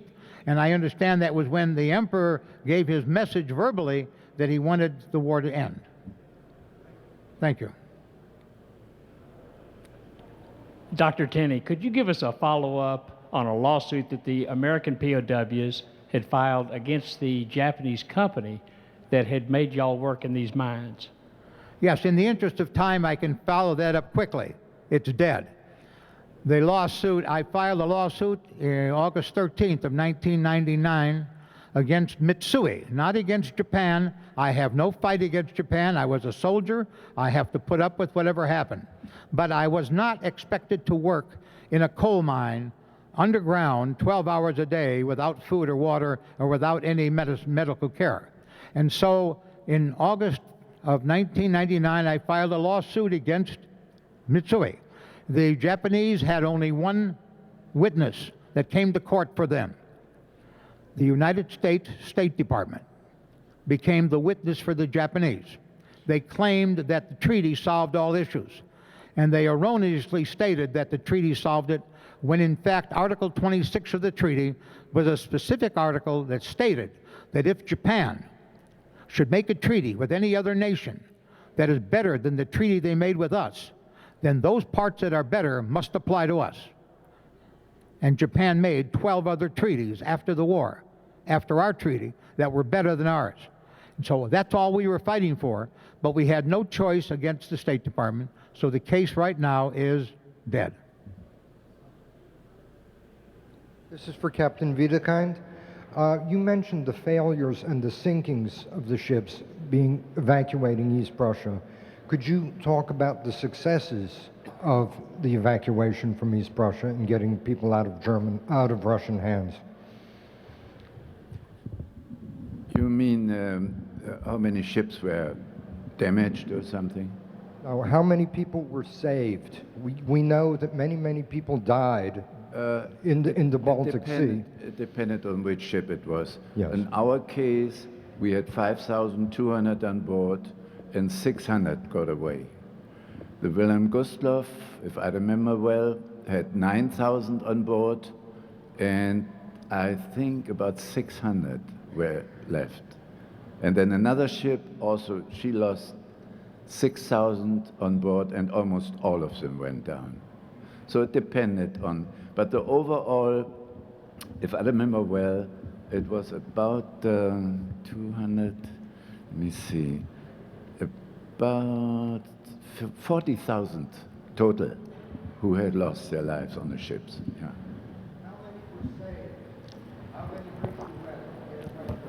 Oh, saved. Out of, let me see, a total of 2.3 million people we brought to the West in 4 months. Only that amount died, maybe 50,000. I want to thank our So speakers. the rest was saved. I want to thank our speakers for such a great panel. Thank the D-Day Museum once again for putting on this fantastic conference. One last round of applause for our speakers.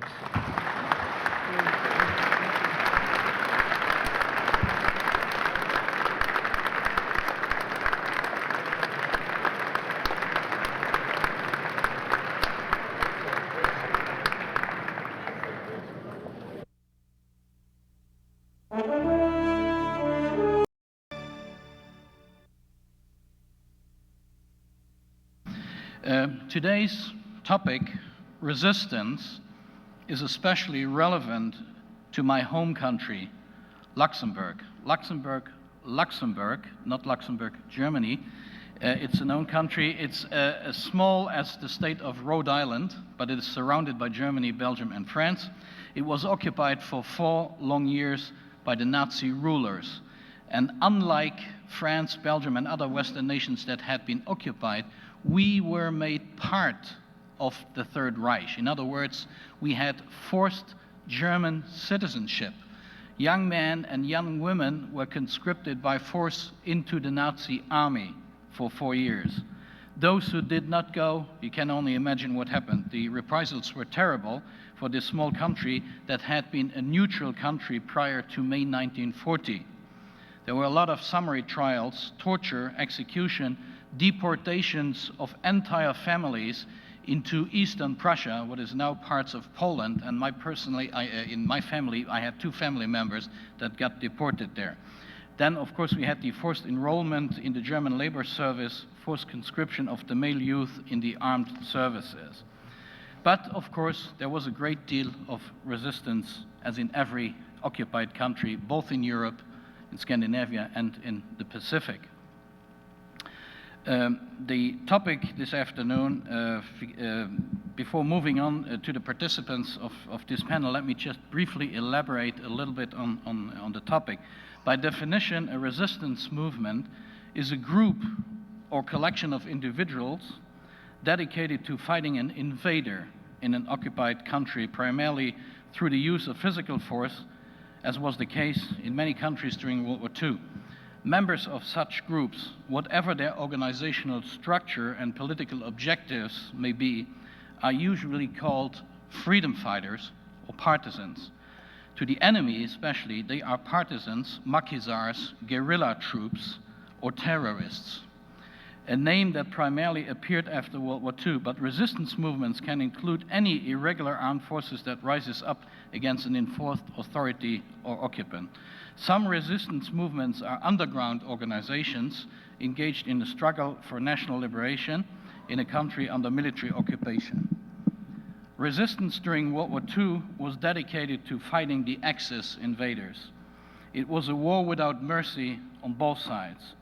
Pardon was seldom given to captured resistance fighters. It should be highlighted that numerous fighting resistance movements also had numerous female fighters who, along with their male counterparts, fought courageously with armed hands.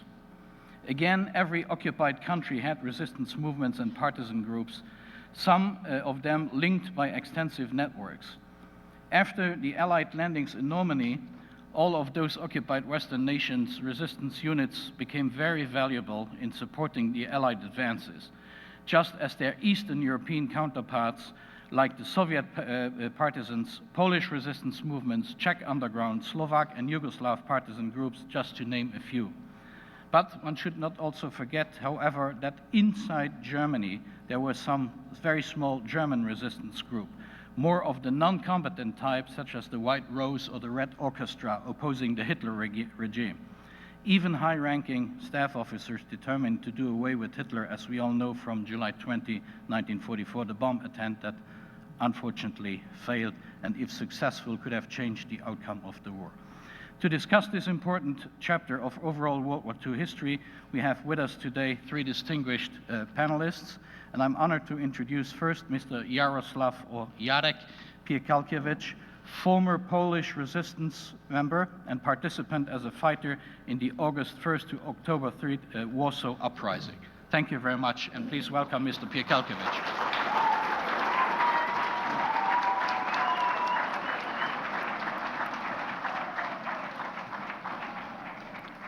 Thank you very much, Mr. Chairman.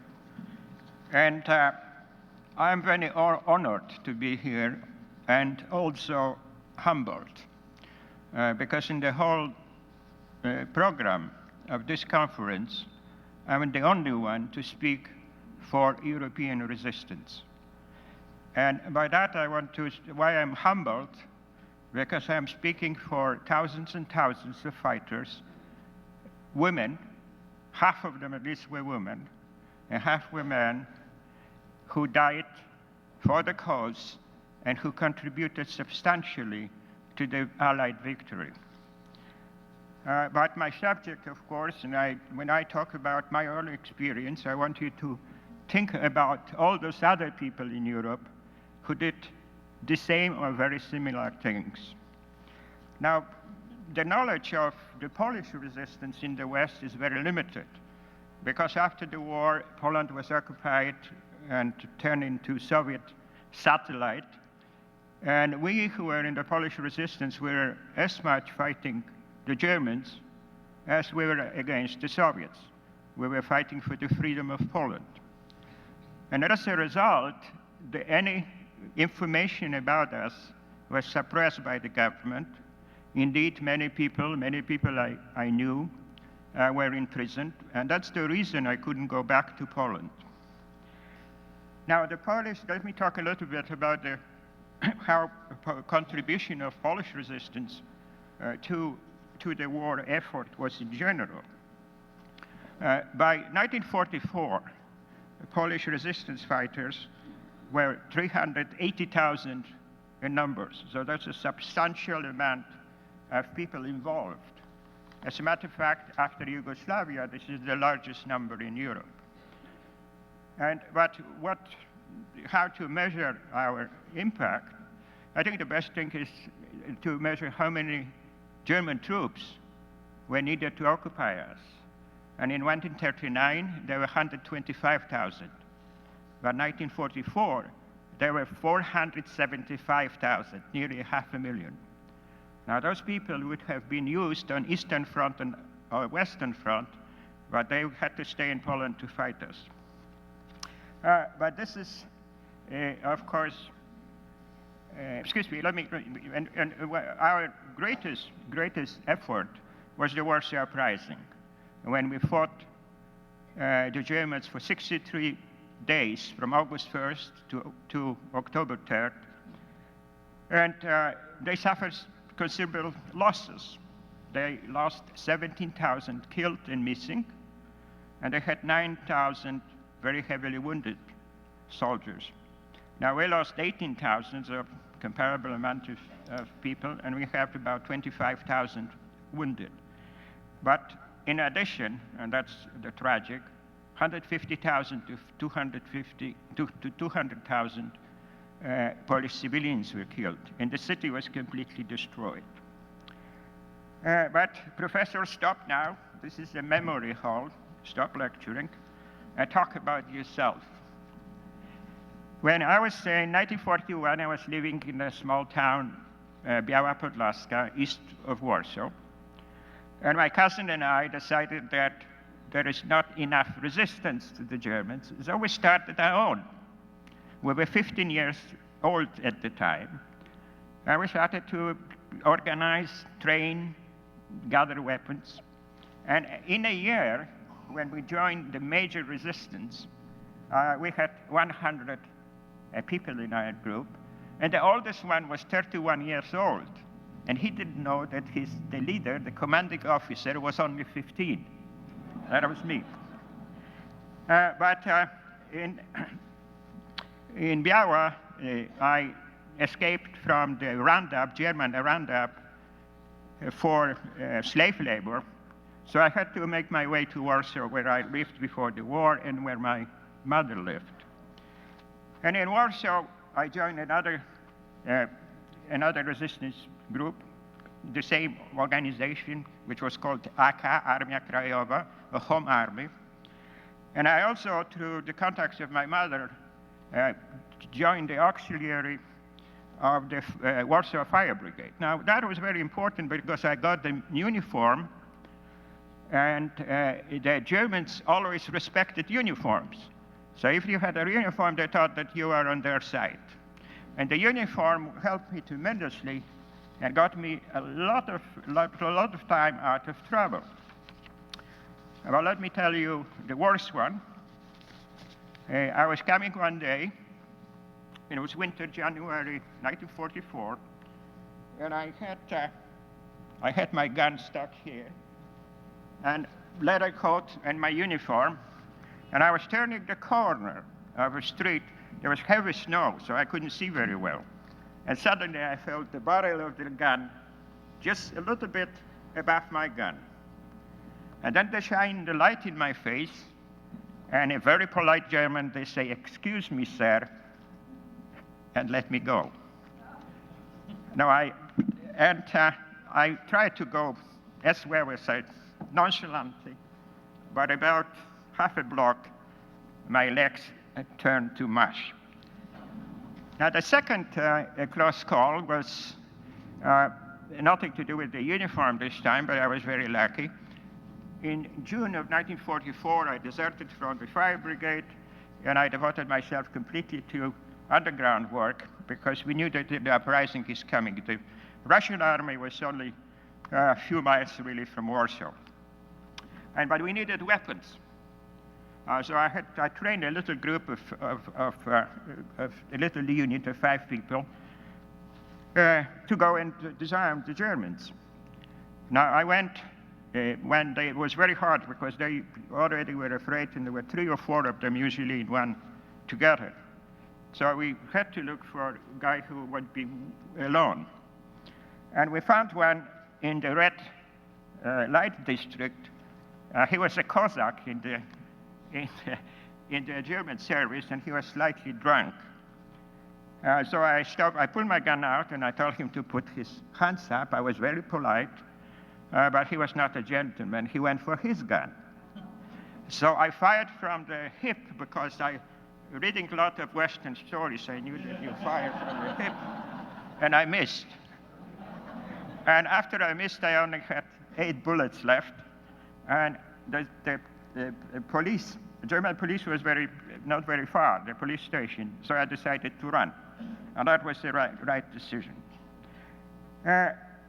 In the Warsaw Uprising, I was a sergeant, and I was in charge of a section of 5 people. We were very badly armed, but still we fought for 62 days. And I don't really have time to go into the details, but the only thing which we had was hand grenades. And since I was a poor shot, I really loved the hand grenades because you throw them and there is a big explosion. And then if you hit somebody, fine. If not, that's too bad. When we capitulated in Warsaw, even the Germans recognized our bravery. And also they wanted, because the Russians were just across the river from us. But they knew that we would fight them, that we wanted free Poland, and they wanted the Germans to kill us, to destroy us. So we had no help from them whatsoever. When we capitulated, the Germans recognized and gave us combatant rights, and we became POWs. But as most of my colleagues did, I could not stay still and wait. Like a good boy, I could have waited until the end of the war. But I escaped. First time from the train, second time from the death march, and they caught me again. And the third that march reached Rhine River, and third time was successful. I mean, third time, it must be successful. And then I have a little bit, do I have a little more time? Yep. How many minutes? Go ahead. Okay. Well, let me tell you just very quickly about the escape from the train. We're traveling at night, and I went to the door was, the window was with barbed wires. It was not difficult to cut, but you had to have something to cut with. And we were searched many times before. And I was standing just figuring out how to get out. And this little fellow, I'm little, but he was really small, came to me, and with this beautiful Warsaw accent, he said to me, "Are we taking off?" And I said, "That's a general idea, but how to cut it?" He said, "No problem." And he had all the files on him. As we were cutting the barbed wire, and he told me that he was a professional criminal from before the war. Now then he told me how to get out, how to squeeze and stand on the bumper. He did that before many times. But the Germans, I must say, were very polite to me because they stopped the train at the red light. So I didn't have to jump out, being shot at, all this, all this film-like stuff. I just climbed under the car and waited for the train to go. And that was it. But after 5 days, they caught me. And when they caught me, they put me in a camp, which was Sagan, which was for the camp for people who were not very likely to stay put, like myself. And on the basis of, from that camp was The Great Escape, and the movie was made. This was the camp I was in. But the movie, as the program says, was made on the basis of my escape. This is a lie. It was made on the basis of escapes of American and British airmen. Okay, let me now finish by saluting you. I have a beret, which is a fake shoot, but I had that something like that in the uprising. So let me salute you in the Polish way. Thank you very much.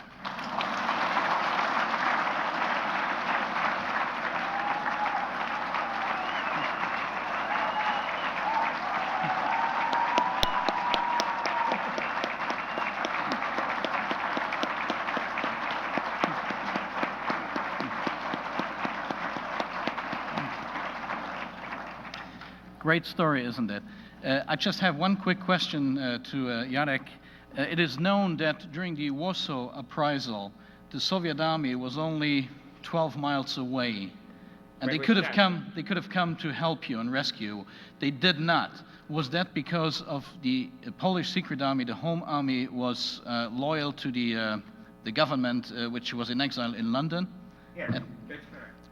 Yes, and they were no closer than that because Warsaw is divided by a river Vistula, and they were on the other side. We could see them.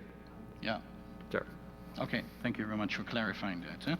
So let's move on. Our next participant, Jack Sullivan, is a native boy here of New Orleans, and he answered the call of duty, and he became a member of the 100th Division. And this division is famous for participating in the landings in southern France from the Mediterranean during the Operation Dragoon, sometimes also known as Operation Anvil. This is in many World War II history books, unfortunately, a lesser visible campaign than the Normandy landings and ensuing Allied operations, but so much necessary to push the enemy out of those parts of France to ensure subsequent consolidation and linkage of US troops for a reinforced drive in direction of Germany. It was here tending to, I think, assisting wounded personnel from his unit that Jack unfortunately got captured. Jack, could you please tell us a little bit about, first of all, your background, your experience in combat, and then how you got captured, and especially the life in a prisoner of war camp, how that was like, because I understand you were there for 6 months, unfortunately. Thank you. How much time have you got? Oh, 20 minutes or so, yeah.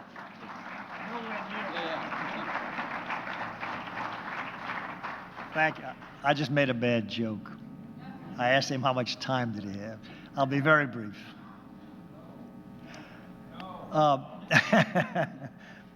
For my wife, who used to be saying, very quickly, I was like so many guys in all the branches of service today and long ago. I was a teenage kid. I was in the Army. The U.S. 7th Army invaded southern France after the Normandy invasion. That was in the late summer of '44.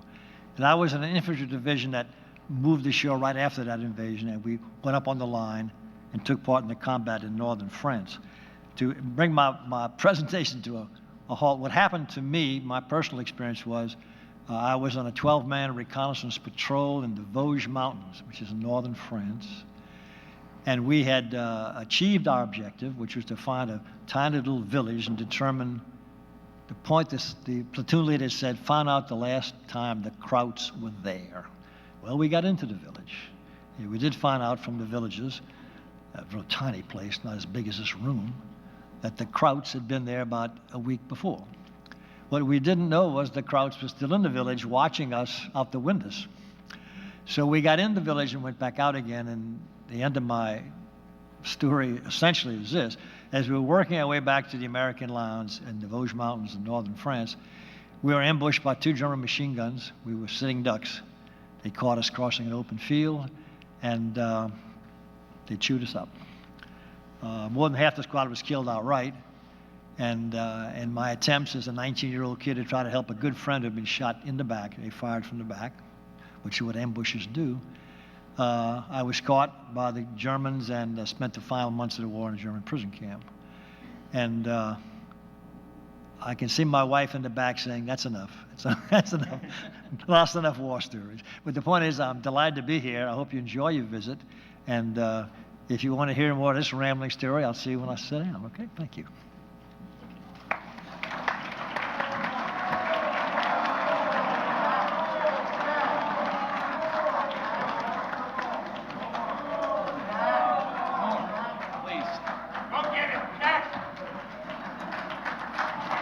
No, come on, Jack. You have to finish your story. We need more. Yeah. No, but Prisoner of war camp. what do you want to hear from him? The prisoner of war camp. He's Tell us about. He's telling me the prisoner of war camp. Okay, very briefly, I promise. I was captured near the end of the war, just about a month before the Battle of the Bulge. I was kept in France a few weeks with the two guys I was caught with. And we were, as I say, recon patrol, ambushed on our way back to the American lines. I was caught while I was trying to help a wounded friend. We were taken near into the northern part of France, eventually ended up in a camp near Munich. And there's something up the Germans at that point, of course, because things are going bad for them. But their sources of labor, of course, were shrinking. Most of their young people were in the military. And they were taking women and older men to work, slave laborers and Allied POWs to do all sorts of unskilled work. So one of the things I had to do while I was a prisoner of war, the Germans, with their peculiar way Germans operate, they didn't work commissioned officers or non-commissioned officers who were prisoners. They just kept them locked up. But people like me, privates or corporals, they worked. So I spent some very happy days in the Munich rail yards as a laborer, filling up bomb holes caused by American and British bombers, and also enjoying the chance to watch the German air defense system go into action when the American bombers would come. British bombers bombed at midnight, and we bombed around midday every day. And let me tell you, folks, and forgive me, ladies, when we bomb you, we bomb the hell out of you, okay? We truly did bomb the Germans to the Stone Age. And that was using regular bombs, not the atomic bomb. And, you know, I'm very fortunate to be an old man standing here telling you these war stories. A lot of good people long ago, as today, young people, never got to come home. Thank you for being here. One more question, Jeff.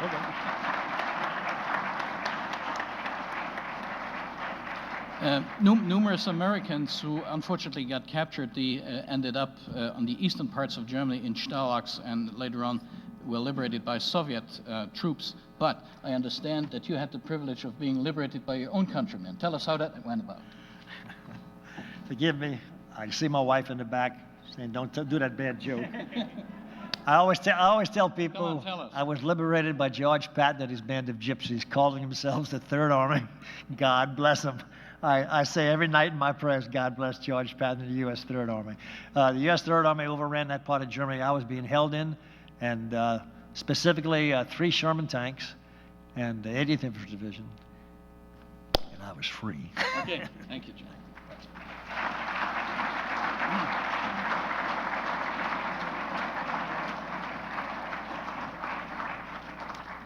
So our next participant is Colonel Candelaria. Hopefully I pronounced that correctly as a non-American.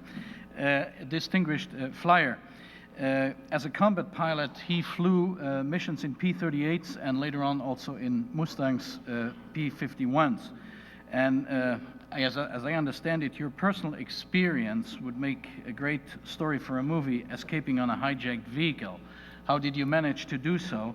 What made you drove or taking those high risks? Was it the bare survival or just a moral obligation as a soldier taken prisoner to escape and continue to resist? So we'd be eager to hear your story, Colonel. Well, I'd like to tell you that it was my duty to escape, but actually we weren't getting any food. It was near the end of the war. And I wanted to get something to eat, so I found a way along with 2 others to escape.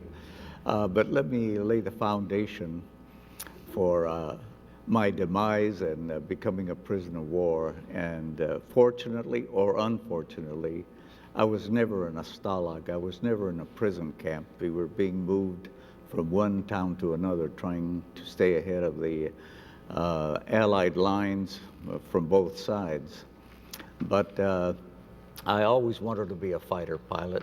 I am a fighter pilot. You don't stop being a fighter pilot any more than you stop being a doctor or a lawyer. So I still consider myself a fighter pilot. And my career started in Southern California, you might say, when I was a teenage boy and I was reading G8 and his Flying Aces and the Red Baron and all of the World War I comic books. But at any rate, I really wanted to fly a fighter, period. And fortunately, in Southern California, we had various aircraft factories, such as Lockheed and North American Aviation and Douglas and so on, so that I got a chance to see aircraft. Got my first ride when I was 8 years old, and open cockpit, two-wing with struts and wires and the fabric, and I just loved it. At any rate, once I grew up, I was still in high school, and they were starting to build a P-38 at Lockheed at Burbank, California. So I'd ride my bicycle up to the top of the mountain, look down where they were taking off and landing, and saying, oh, one of these days I've just got to fly one of those. Long story short, I had to have 2 years of college, so I entered University of Southern California, USC, who, by the way, is going to whip a California university today. And, and we're going to go play, I don't know whether it's going to be Michigan or that other outfit, but at any rate, for the championship. But all I wanted was my 2 years. I was working at the same time in an instrument factory, and of all things, we were making instruments for aircraft and tanks, but aircraft. So I was still happy. However, I was itching to go. I put in my application, and fortunately, I was accepted for possible pilot training. I was surfing on the beach there in January, believe it or not, in Southern California, and we get orders, and we don't know where we're going, but the train starts going eastward and going and going. Ended up in Nashville, Tennessee.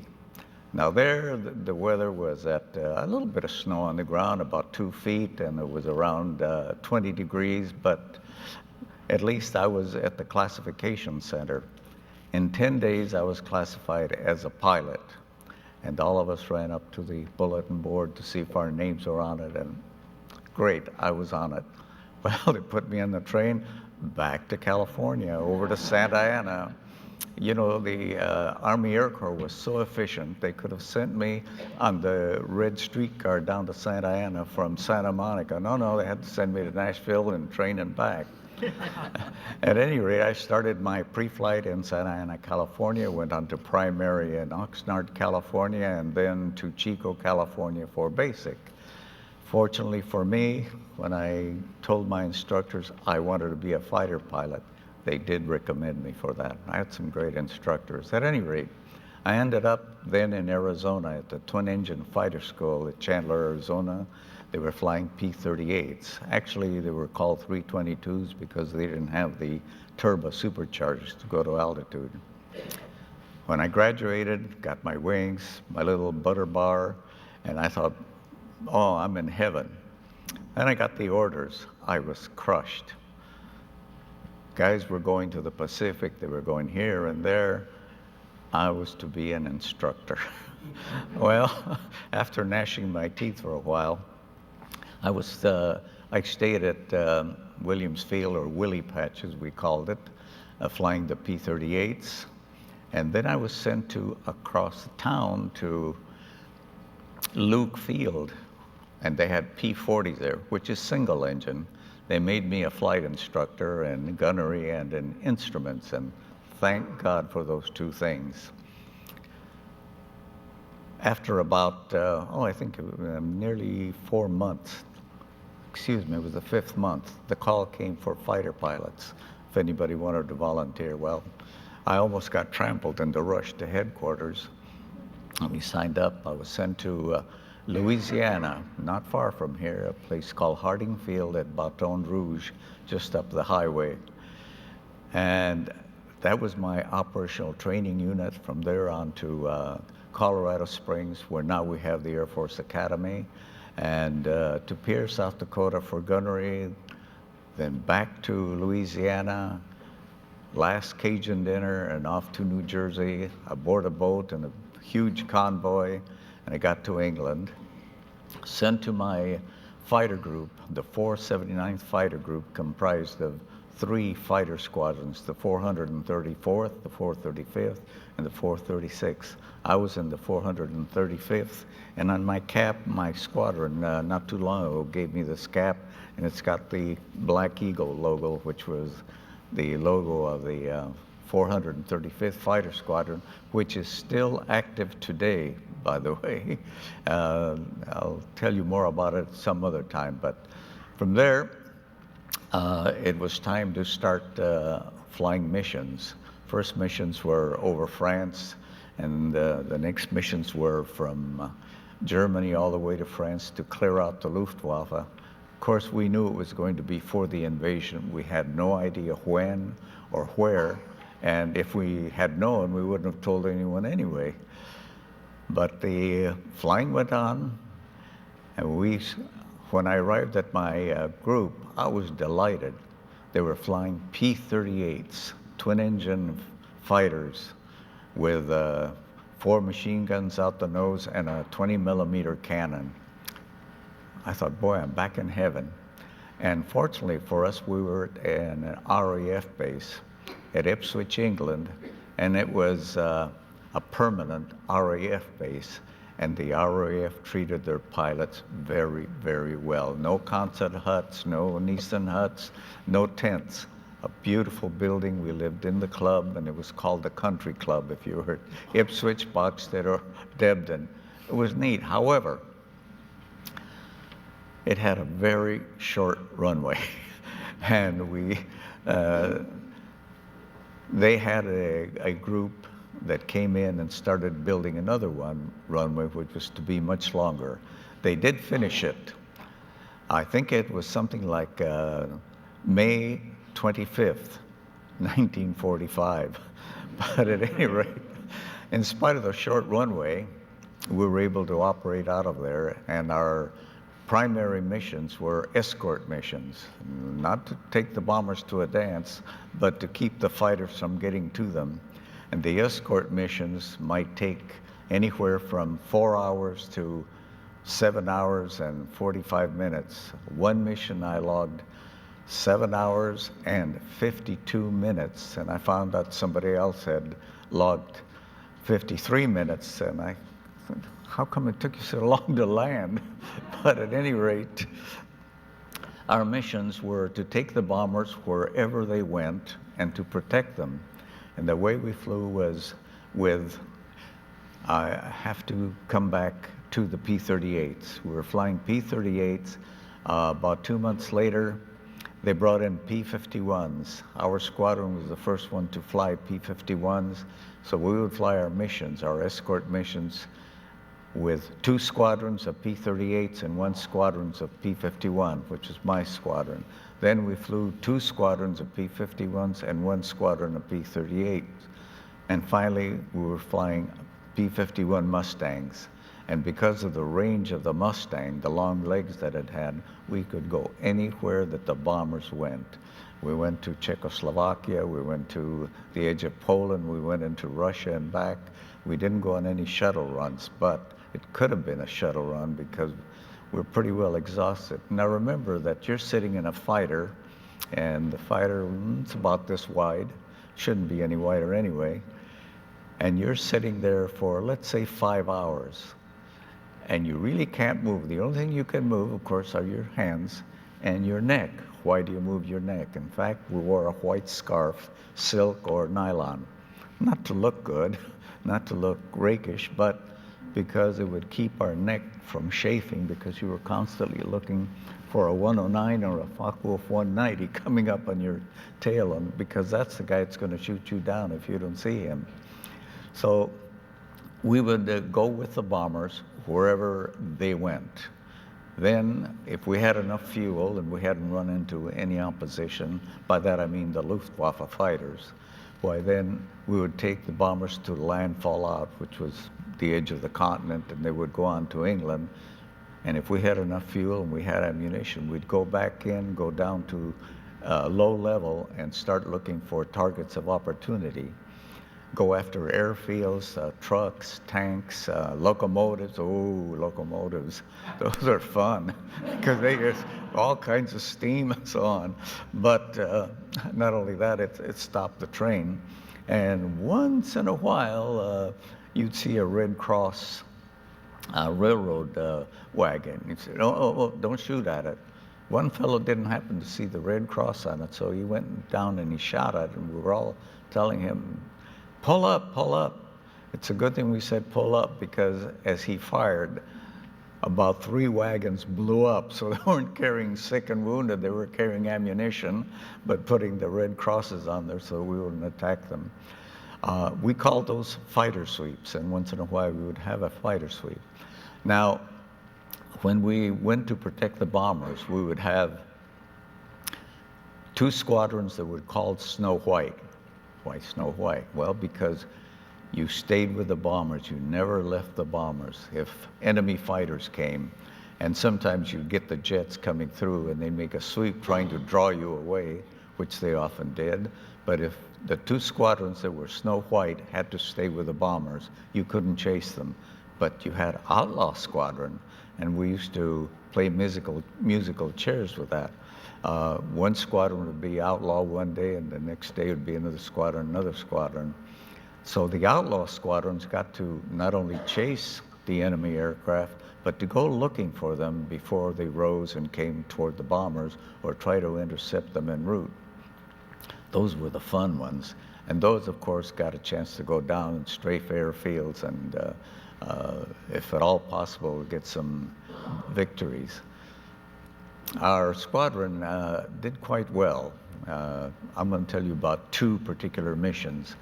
One mission, we were escort, and we were Outlaw Squadron.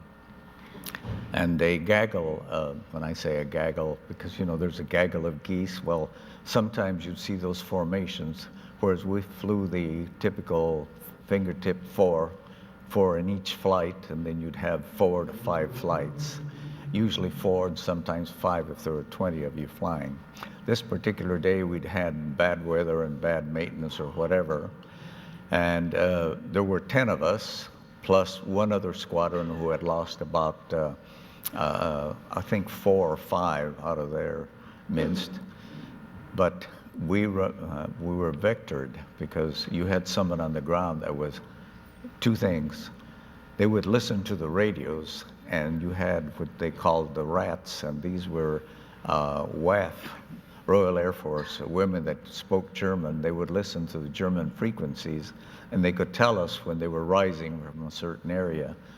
The Luftwaffe would bring squadrons down from Norway, up from Romania, from Czechoslovakia, if we were headed toward Berlin. And of course, the Berlin patrol was always up. These consisted of Focke-Wulf 190s, single-engine fighters, a radial engine, and sometimes the Me-109, which is a really good bird, and that was a long nose like ours, inline engine. The jets, of course, were up there, and they would always be above us, and we encountered them first in August of 1944. And they became more and more numerous. However, they almost never actually got into a dogfight with us, because we could outmaneuver them, but they would make a pass and then keep going, and we'd chase them and just go out of sight. So we gave that up after a while. But on this particular mission, they didn't have any jets up, or if they were somewhere else. But there was a mixed bag of Focke-Wulf 190s and Messerschmitt Me-109s. And you could see that they were heading for the bombers, but they were still about 80 miles, 50 to 80 miles away. There was 82 of them, and we had been left, our squadron had 10, and the group commander was flying with us, and he called a bounce. When you say you call a bounce, you're going to bounce the aircraft. That means you're going to go engage them, you're going to go attack them. The idea was you hit them and you bounce back up, I guess. At any rate, he called a bounce, and I was flying wing and one of the flight commanders, and we got right into the middle of them, I saw him shoot one down about that time. About 6 more lined up, and 4 of them came at him. So I turned into them, let him know that they were trying to get on his tail. And I shot one of them down, and about that time, why he started chasing another one, and something like 4 or 5 more, I could see them breaking into me from the right. These were Focke-Wulf 190s. And I had to protect myself, so I advised them that I was going to have to engage them. And we went around and around for a while, and they started diving for the clouds, but I was able to shoot down 1 more. So that day I shot down 2 Focke-Wulf 190s and kept him from getting shot down. So we went back home and we celebrated, had a few pints, and then we had a bottle of scotch, and somebody offered us some champagne. By that time, we couldn't handle it anyway. The next big mission, we had other missions that were pretty interesting. I can tell you that often we would chase the aircraft, enemy aircraft, because they would come at the bombers, and our job was to try to fend them off. Now, unfortunately, not like football where you can block. No, they have to be within 50 caliber range, and you have to be behind them. And if they're in front of you, that's fine. But if they're behind you, you have to work them out in front of you, do whatever you have to do. And that's where my instructor experience came in handy, because I had more time than the other lieutenants that were in the squadron. And as a result, I had a little bit of an edge, because you learn about flying when you've got a 280-pound tackle from Notre Dame or a USC in the cockpit, and he's desperately trying to put you away by diving the airplane into the ground, and you're sitting there trying to wrestle the stick away from him. And when you finally do, you get even with him. You pull it up to where it's almost stalled. The controls are wishy-washy, and you beat the bejesus out of his knees and let him know that he shouldn't do that anymore. The next mission that was interesting to me, well, there are many more in between, but this one was on the 7th of April. And the Germans had put up a maximum effort because we were going to Berlin. And they hit the bombers before they got into German territory. Now, I was going to lead the yellow section, which was one of the sections of the squadron we flew. Each squadron had 2 sections and 2 leaders. And lo and behold, I started to taxi out, and I felt, I got a call from the tower, and they said, pull over to the right, you have to stop. So I pulled over to the right, and they said, you have a flat tail wheel. Oh, no. Well, it doesn't sound like something real bad, but if you're trying to maneuver an airplane that has drop tanks, you're carrying another 600 to 800 pounds of fuel on the wings, not internally, but on the wings, and you're trying to take off on a short runway, that tail wheel better roll. Also, when you come into land, you're liable to do a cute arabesque at the end of the runway and end up on your nose. So I pulled over, disappointed, and my crew chief and my armor came running up, and they told me not to get out of the airplane because I'd shut the engine off. They said, don't get out, we'll have you going in no time. So sure enough, I felt the tail go up, and they put a new tail wheel, but by that time, the squadron you take off in twos, and then you form into flights, then you form to the squadron, a great big circle, and you start climbing out. Now the weather was, it was overcast at about 800 feet. So right after they took off, they more or less disappeared. Well, I started my engine, and I saw the last 2 turning and disappearing into the clouds, but I figured, well, I can catch up with them. So I went ahead and took off.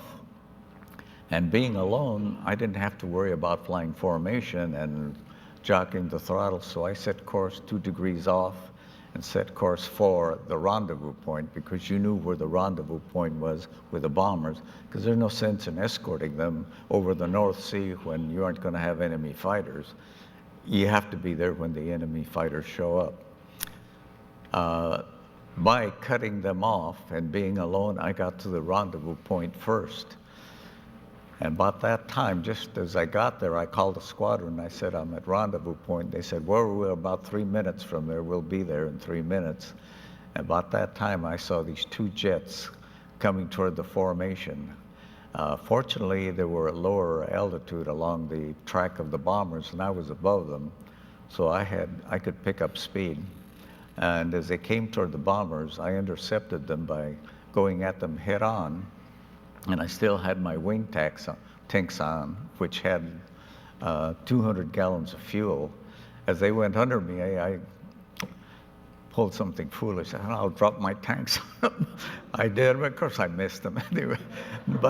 But the one that was coming at me head on, he avoided me by diving down slightly, and he went underneath me, so I couldn't possibly hit him.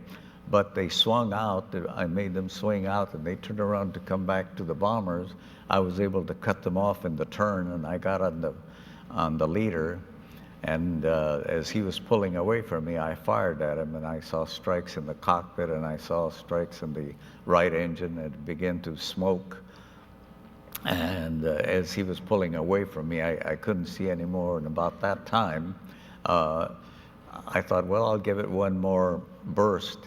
And it had been a very short burst, actually. And I looked in the mirror, and here's the other jet right behind me, and I see his nose light up like a neon sign. That meant he was firing at me. So I broke and dove down, and he missed me, but he hit the wingtip and knocked off my navigation light, so no big damage. And I took on after both of them, and I saw the one just roll over and start down. He was going straight down at high speed. He entered the undercast, which was the low clouds, at about 6,000 feet. And now that I have flown jets and I know how much room you need to pull out of a dive at that speed, I would have called it a confirmed kill. But instead, when I was asked, well, did you see him crash? No. Did you see him bail out? No.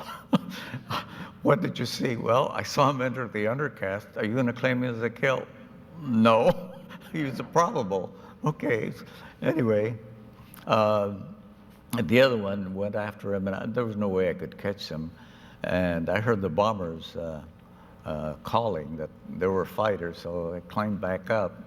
And as I climbed up above them, I saw them firing green flares. That meant there were enemy fighters in sight. And I looked, and the squadron hadn't arrived yet. They were still maybe 30 seconds away. And I saw these 15 to 16 Messerschmitt 109s in a formation, and they had a leader, and he had a bright yellow nose. All the others had camouflage paint, but this one wanted to be seen because he had this long yellow nose, and I found out why. Because I thought to myself, well, I have to stop them. You know, that's why I'm in a fighter. I'm supposed to fight. So I picked the leader. Again, a mistake. There was a reason why he wanted to be seen. He was good. So for about, it seemed like half an hour, but it turned out to be only about 20 or 30, maybe 40 seconds. We went round and round. And I had a tiger by the tail because this guy was so good. Every time I'd start to get him in my sights, he'd do something real fancy, and he'd lose me, and I'd have to work him out in front of me again. But the good thing that he was so good is that his squadron, they weren't as good as he was. They were having trouble keeping up with us, and I was so close to him that if they fired at me, they'd hit him. So at any rate, I finally hit him. Even though it was a short burst, he started spilling coolant and oil and smoke, and then he caught fire and he spiraled down. And I kept trying to see if I could get another shot at him, but the canopy came off, he bailed out, and I saw his chute open. I thought, well, good. And then I remembered, I've got a hornet's nest around me because all these others are now free to come at me. And sure enough, about that time, I saw these looked like glowing golf balls going by. Those were 20-millimeter cannon shells. That's what you see. So it's time to put the stick over in the corner and start kicking the rudders. At any rate, I had no choice but to engage them. So we did. We went round and round, and fortunately, as a boy, I'd gotten an air rifle and had learned to shoot at birds on the wing, and then I got a 22. And so I was familiar with a gun and how to lead a moving target, because I didn't have time to use my gun sight. Everything was happening so fast that I could see black crosses on my right, black crosses on my left, and under me and above me. Well, heck, I couldn't miss. All I had to do was close my eyes, pull the trigger. Well, it wasn't quite that way, but almost. So I shot one down as he went past me. I pulled the nose up, and I pulled the trigger, and a big ball of fire came out from under the nose. About that time, another one came from the left, and he was firing at me, so I ducked the nose down and did a barrel roll, and he slid by. I hit him, and he blew up. The third one came up behind me on the left, and as I broke into him, we started rolling. We got into a luff berry. Luff berry is a big circle. You're each trying to get on each other's tail. At any rate, when I hit him, he went in and he just cartwheeled. I didn't see a parachute come out. One of them he did get out. So I'd shot down 4 ME-109s about that time, just when I was getting panicky because, you know, I still had a whole bunch more. 3 of the squadron came down. Lieutenant Barsky, King, and Williams came down, and they saw the last action. They saw the one explode in the air, and they saw 2 hit the ground. So I had some witnesses. So, because if you're alone, you can't prove that you shot down another airplane. You have to have a witness. So they witnessed it, and we circled them, and we climbed back up, and we went down to the target, and I had to leave after the target. I had to leave earlier because I dropped my tank, so I didn't have enough fuel. Got home, and I had 4 kills that day, so I became an ace because I had 2 other kills.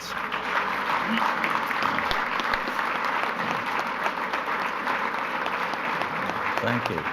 Thank you.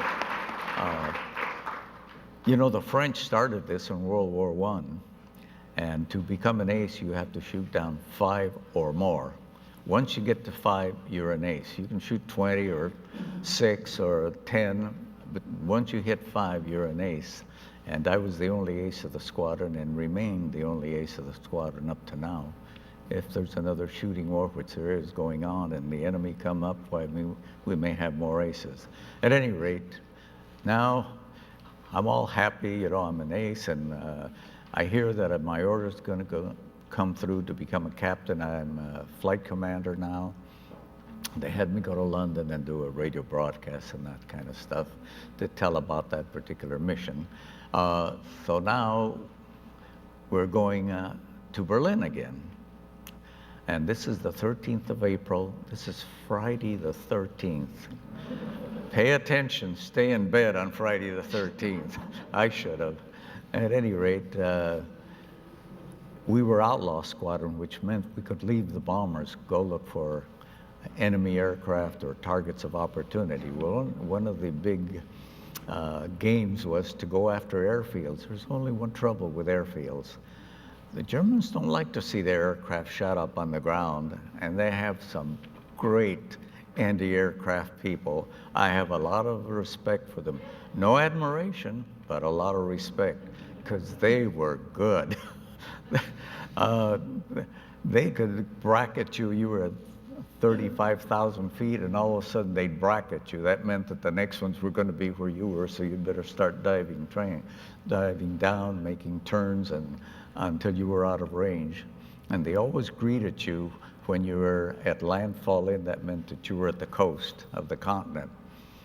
Even if it was clouded over, you knew you were at landfall in, because here would come the burst of flak. I guess I was shot at, let me see, I don't think there was one mission where I wasn't shot at. I wasn't hit always, but I was shot at. But at this particular mission, we thought, well, we'll go down and we'll look for airfields and we'll shoot them up. Well, we went to the edge of Prussia, right on the border of Poland. Possibly you Europeans know about this. Rostock is right on the water and on the Baltic Sea. And we found this airfield, and man, there's a lot of aircraft down there. So what you did to check for flak, the anti-aircraft fire was called flak. Today it's called AAA or whatever. But when you check for flak, you'd go above it about 15,000 feet. You roll over on your back to pick up speed. You go full throttle down, dive, and start firing at any target that you have, then pull across and stay low so that they can't shoot at you as you're on the rise. Go in between trees or whatever and pull away. You never go back for a second pass. This is what I kept telling my flight. Stupid me. I said, hey, I saw the 2 batteries that are firing. There were 2 88 batteries that were firing. And they're in line. If I take this track, I can knock out this battery and that battery, and we can set up a traffic pattern and just shoot up the airfield, because there's a lot of airplanes in the airfield. It's just like a candy shop. So I said, stay up here, I'm going down, and I'm going to knock out the batteries. So instead of a steep dive, I made a more shallow dive because I wanted to line them up. And I started firing at the first battery, and all of a sudden on peripheral vision, here are all these camouflages coming out, and here are all these guns. The place lit up like a Christmas tree. I'm sure all of you have seen a 4th of July, an Independence Day fireworks show. Have you seen these little bursts of rockets and so forth? Multiply that about 200 or 300. That's what you see as you're coming down. And naturally, they hit me. Well, actually, they put it out in front of me, and I ran into it. A 20 millimeter did come through the cockpit and hit the instrument panel and exploded on the firewall, the engine firewall. So some of the pieces of metal and from the instrument panel and glass, flew and hit me. But that's another story right now. My oil pressure went down to 0, and I could see the coolant temperature going up. I put it in manual, opened up the coolant place, and I called the guys, hey, I'm hit, and we need to get out of here. It's too hot. The hot meant something different in those days. That meant it was nasty. So I headed toward the Allied lines. We were way in the north. We were, as I say, East Prussia, which is now, I think it's part of Poland now, but anyway, it was northeast of Berlin. So they called and they said, well, do you want to go to air sea rescue? Maybe you can make it to Sweden. And I was looking at the temperature, and it was wheezing and coughing, and I said, I don't think I'm going to make it that far. So I headed for the lines, and I said, give me the closest steer for the Allied lines. And we knew where they were because there was a bomb line, and you weren't supposed to shoot on one side, and sometimes you missed. But anyway, you didn't shoot on that side, so that was a safe haven. I thought, if I could make it to Brussels, I got it made. There was no way I was going to make it. So pretty soon, I felt, all this hot liquid. Went out and blood. I didn't feel any pain. Pieces of shrapnel, I guess, had gone through my wrist, one had gone through my arm, and although my Mae West, thank God, had slowed down some of the pieces. Some had embedded in my beloved pink skin, and I wasn't too happy about that because it was like a shower here. But, it wasn't bad. Now, the scalp wound, if you ever had a scalp wound, you know that you bleed like mad, but it's not serious. Well, I didn't know it. Wow, good gosh, I got a lot of blood. I kept flying, and I said, hey, I'm not going to make it. And they said, well, maybe you could make it just to the river, the Elbe River, that is, on the other side where the Allies were coming up.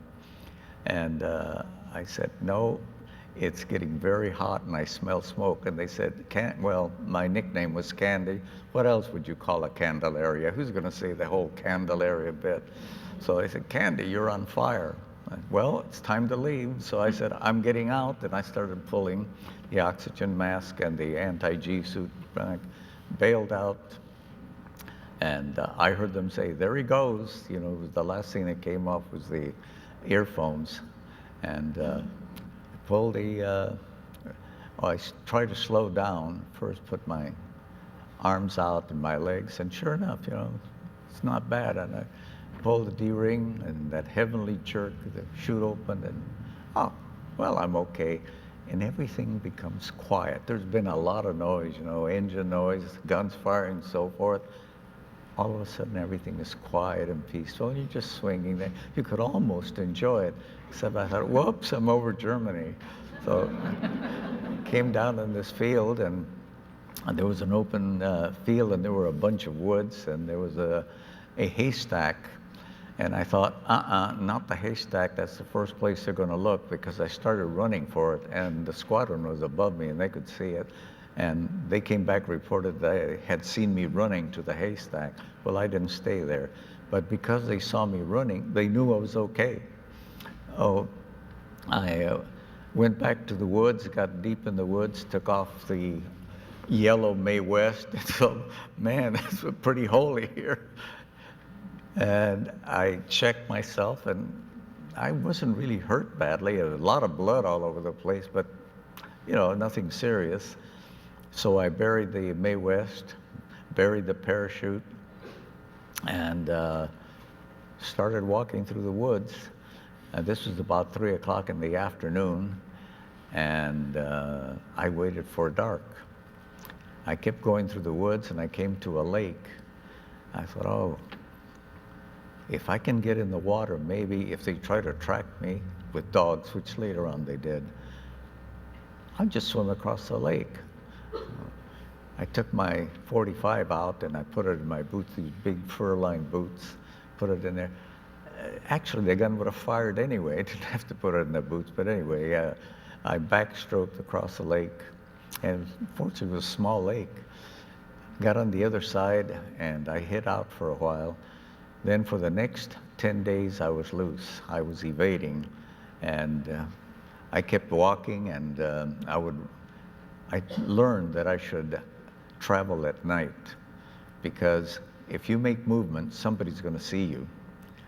But if you stay very still and you hide someplace, why, they'll miss you. Then at night, you could start going. There's only one trouble. Sometimes they put barbed wire in these hedges, and you go and run into a hedge, and whoops, it's not very pleasant.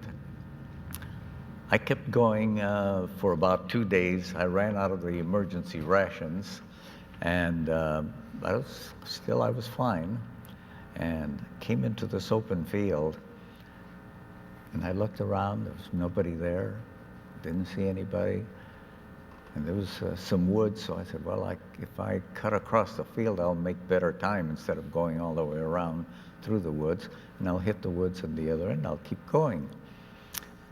I got about a quarter of the way across the field, and all of a sudden I heard, halt! And I saw 2 soldiers. They had black uniforms. It was the Panzer Division with the red piping and their little garrison hat. They didn't have helmets, but they had rifles. And, well, it's time to give up. So I took off my white scarf with a little scarlet on it, and I waved it. I'm ready to surrender.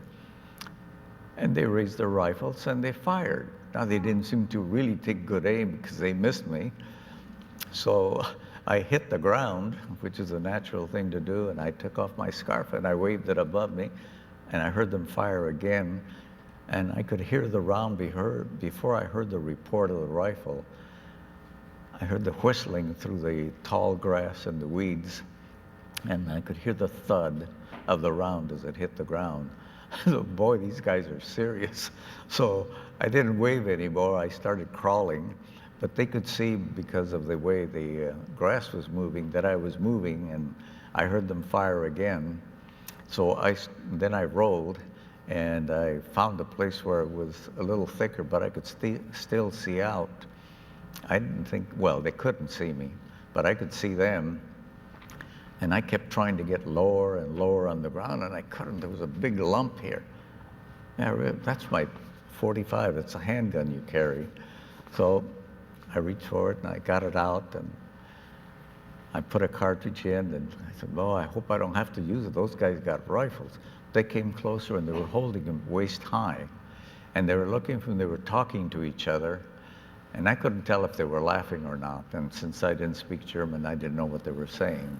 I learned quite a bit more later, but that's another story. Anyway, as they got closer and closer, this one fellow was coming right straight for me, and I said, well, if I roll, he'll see the bushes and the grass move, and he'll know where I'm going. So I just was quiet, and I took my .45, put it on the ground, and I aimed right at his belt buckle.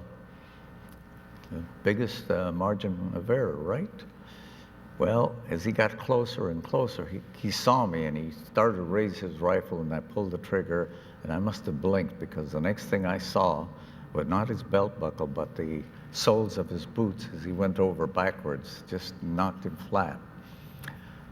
The other one whirled toward me, but before he could raise his rifle, I fired 2 rounds at him. I hit him in one shoulder because he spun around, his rifle flew out, and the next one hit him in the chest.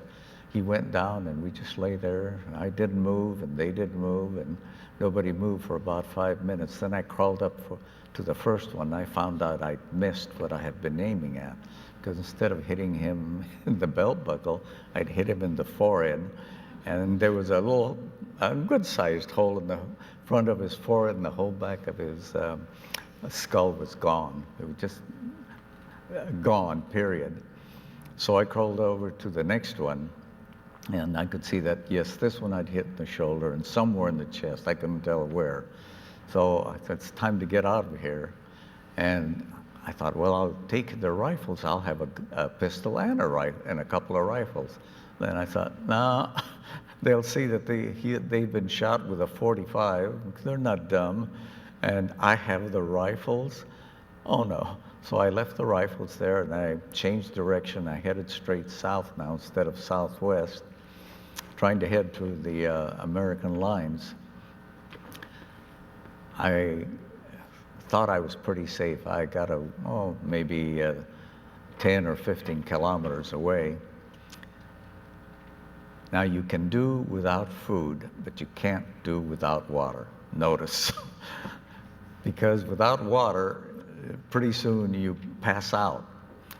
So I was looking for water. Now, in the mornings, I could lick the grass and get some of the dew. But I found this stream in this field, and there was a wagon with hay on it, and there wasn't a soul around.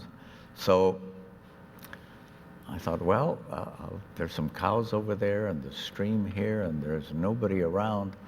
I'll go get a drink, and I can fill my little bag. You get a little rubber bag, and you get halazone tablets, and you can purify the water. I wouldn't have cared if I purified it or not, so I took a drink, and I filled my little bag, and as I got through filling it, putting the halazone tablets, I heard, oh.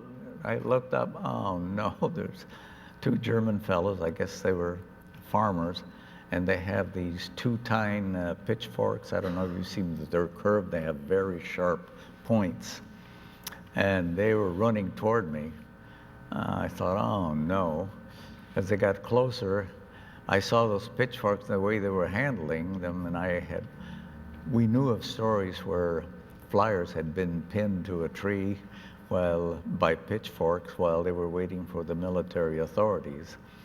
So this time it was easier. I pulled out the gun, and as they got close enough, because I'd find out if they're too far away, I'm going to miss them completely. So when they were about 10 yards away, I went ahead and fired. They hadn't seen my gun, but when I turned around and pointed at them, all of a sudden their expressions changed. But I had no choice. I had to shoot. So both of them went down, and this time I didn't bother to look where I'd hit them. I started then running back the way I came, and kept going. Traveled for about 4 more days. I think it was something like a total of 10 days when I was finally captured, and this is the way I was captured. I got to a point where there was a town down below, and there were some little cabins, and some teenage kids and a woman were gathering firewood. I assume it was for fire, but they were gathering wood as they were coming up the hill. I was sitting on this log, and I tried not to move, and then I just couldn't stand it any longer. As they got closer and closer, they were going to see me. I got up and turned around and walked into the woods without looking back until I got behind a tree. They went and gathered wood for a little longer, and they disappeared. So I waited for a little while, then I heard some aircraft coming. I hear some British Typhoons. I hear them firing, and they're firing at something, and they went away. And I went to the cabins, and I looked in one of them, and I couldn't see anybody inside. Went to the next one. I couldn't see anybody through the window, so I went to the door, and it was unlocked. So I went in there, and I thought, there's bound to be food in here. So I looked and looked, no food, but there was a bottle of wine. I thought, oh boy, at least I'll have some wine. So I took a big swig. Oh, vinegar. So I was just about the time that I put the bottle down through the window, I see these helmets coming, and now these were Army people and a bunch of civilians with them.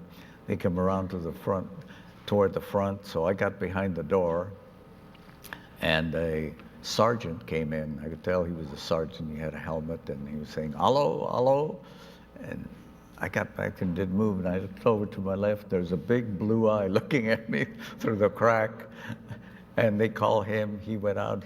Pretty soon I see this face coming around, and it's the sergeant. Well, I have to give up. So I went ahead and went out, and they were pointing at me, the civilians were, and they were saying, "Civil, civil."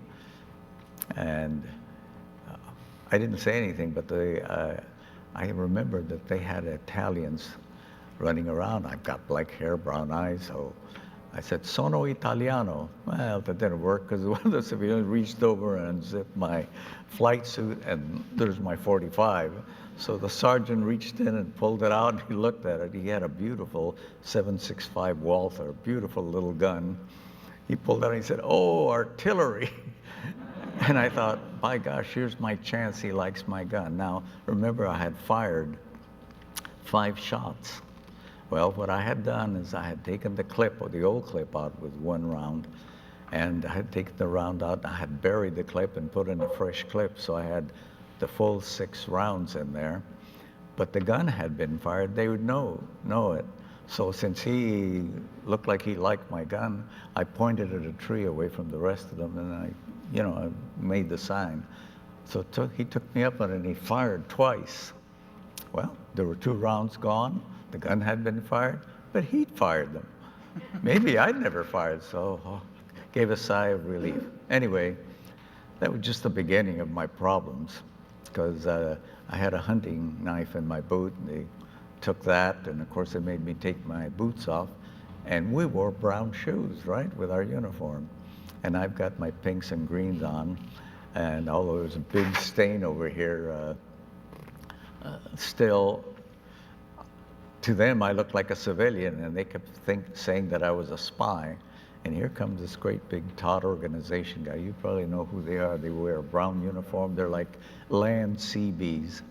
They're construction people. Anyway, oh, he was big. And he came along with the others, and of course they grabbed me, and they were taking me to town. And this one fellow told me that the airplanes had just hit a little girl, when they were firing, and here I am, a pilot. I've got wings and so forth. And they're dragging me down to the village, and I see they've got a rope. By God, they're going to hang me. So I said, well, this isn't good. And I didn't know whether to give them the satisfaction of having me fight and kick and scream and bite and whatever. So I said, no, I won't give them that pleasure. I'll just be very calm. I wasn't calm inside, but outside I made believe I was calm. And the soldiers were trying to tell them, no, they're ours. About this time, the sergeant ran off someplace. And in about 2 minutes, he came up, and there's a German officer, an Oberleutnant, a first lieutenant. He was a little guy with curly blonde hair and quite young looking. And he went up to this great big guy, and he had to look up at him, and he started yelling at him. And the big fellow started arguing with him, and pretty soon he said, "Jawohl, jawohl, jawohl." And then the lieutenant turned to me and he said, "Everything's all right." He said, you're under our protection and command now. And he said, I have relatives in Wisconsin. I said, "Oh, well, Lieutenant, I'll look them up for you." Which I did, and I never found them. But anyway, I was okay now, and I was under the protection of the German army. By the way, the German army, the Wehrmacht, treated me the best of everybody. They, in fact, when I was among them, they said, "You're a soldier, I'm a soldier. When this is over, we'll all go home." I was never in a prison camp because by that time, things were chaotic. You have to remember this was April, and we were being moved from town to town, staying ahead of the lines. And we saw a lot, and we had the towns that we went through, they would line the road and they would throw rocks at us. Fortunately for me, when I finally wound up with this group, well, I should tell you that I stayed with the Army for about 2 days, and I finally got fed, and they fed me exactly what they were eating. Not only that, but when they went to turn me into the Air Force, they gave me a piece of cheese, they gave me hunks of bread, and they gave me soap. Oh, that was a luxury, soap. And best of all, they were going to give me a drink of schnapps. And I said, "No, no, good stuff." Here comes a bottle of Martel Cordon Bleu cognac. So they gave me a nice big swig of that, and of course, not eating very much, boy, I felt real good after that. But anyway, they were like comrades. They treated me well. One incident, the next day I was to get fed. I was going to have lunch with them, and this was an open field, and there was a kitchen over there, a field kitchen, of course.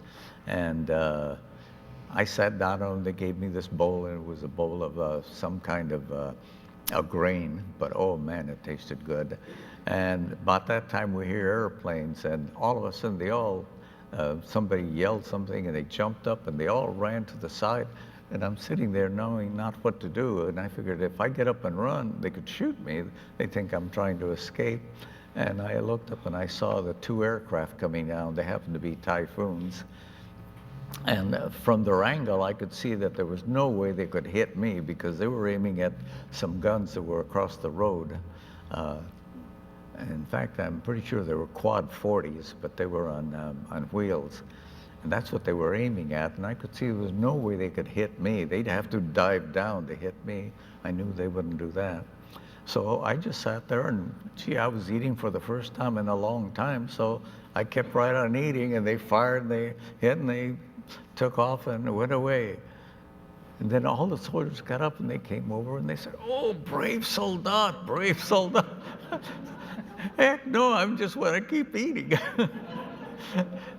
Anyway, they turned me over to the Luftwaffe. They took me to an airfield. Now listen to how nice these guys. Number one, the only German song I knew was Lily Marlene. I sang it in English, and I can't sing worth a darn, but they sang it in German, and we were all drinking and drinking cognac and whatever.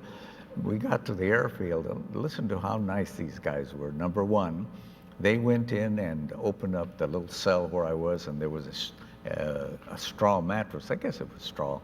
And they went over and they looked at it, and they came back and said, "Don't sleep there." You know, bugs. So I said, no, they were talking about bed bugs. So no, I slept on the concrete. But then they gave me a raw onion. Do you know why? The commanding officer was going to come by, or the officer was going to take charge. They didn't want him to smell the alcohol on me, so it told me to chew this raw onion. You know, I don't like raw onions, but I chewed it anyway. Besides, it was food. At any rate, I was in there for one night. And the next day, I was supposed to get lunch.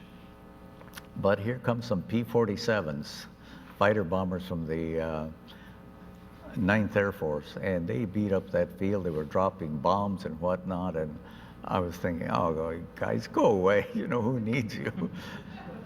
After they were gone, the guards came and they said, well, there won't be any lunch. Oh, why not? Well, we got bombed, and so, you know, lunch is out.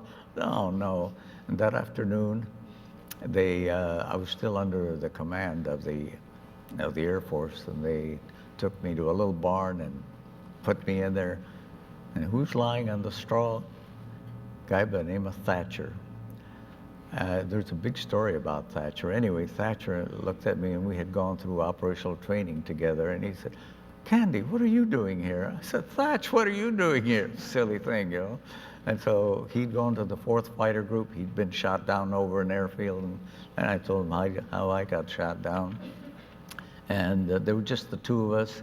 They marched us to some other place, and here came 5 or 6 more. Then pretty soon here come 2 bomber crews, and then British bomber crews and American bomber crews.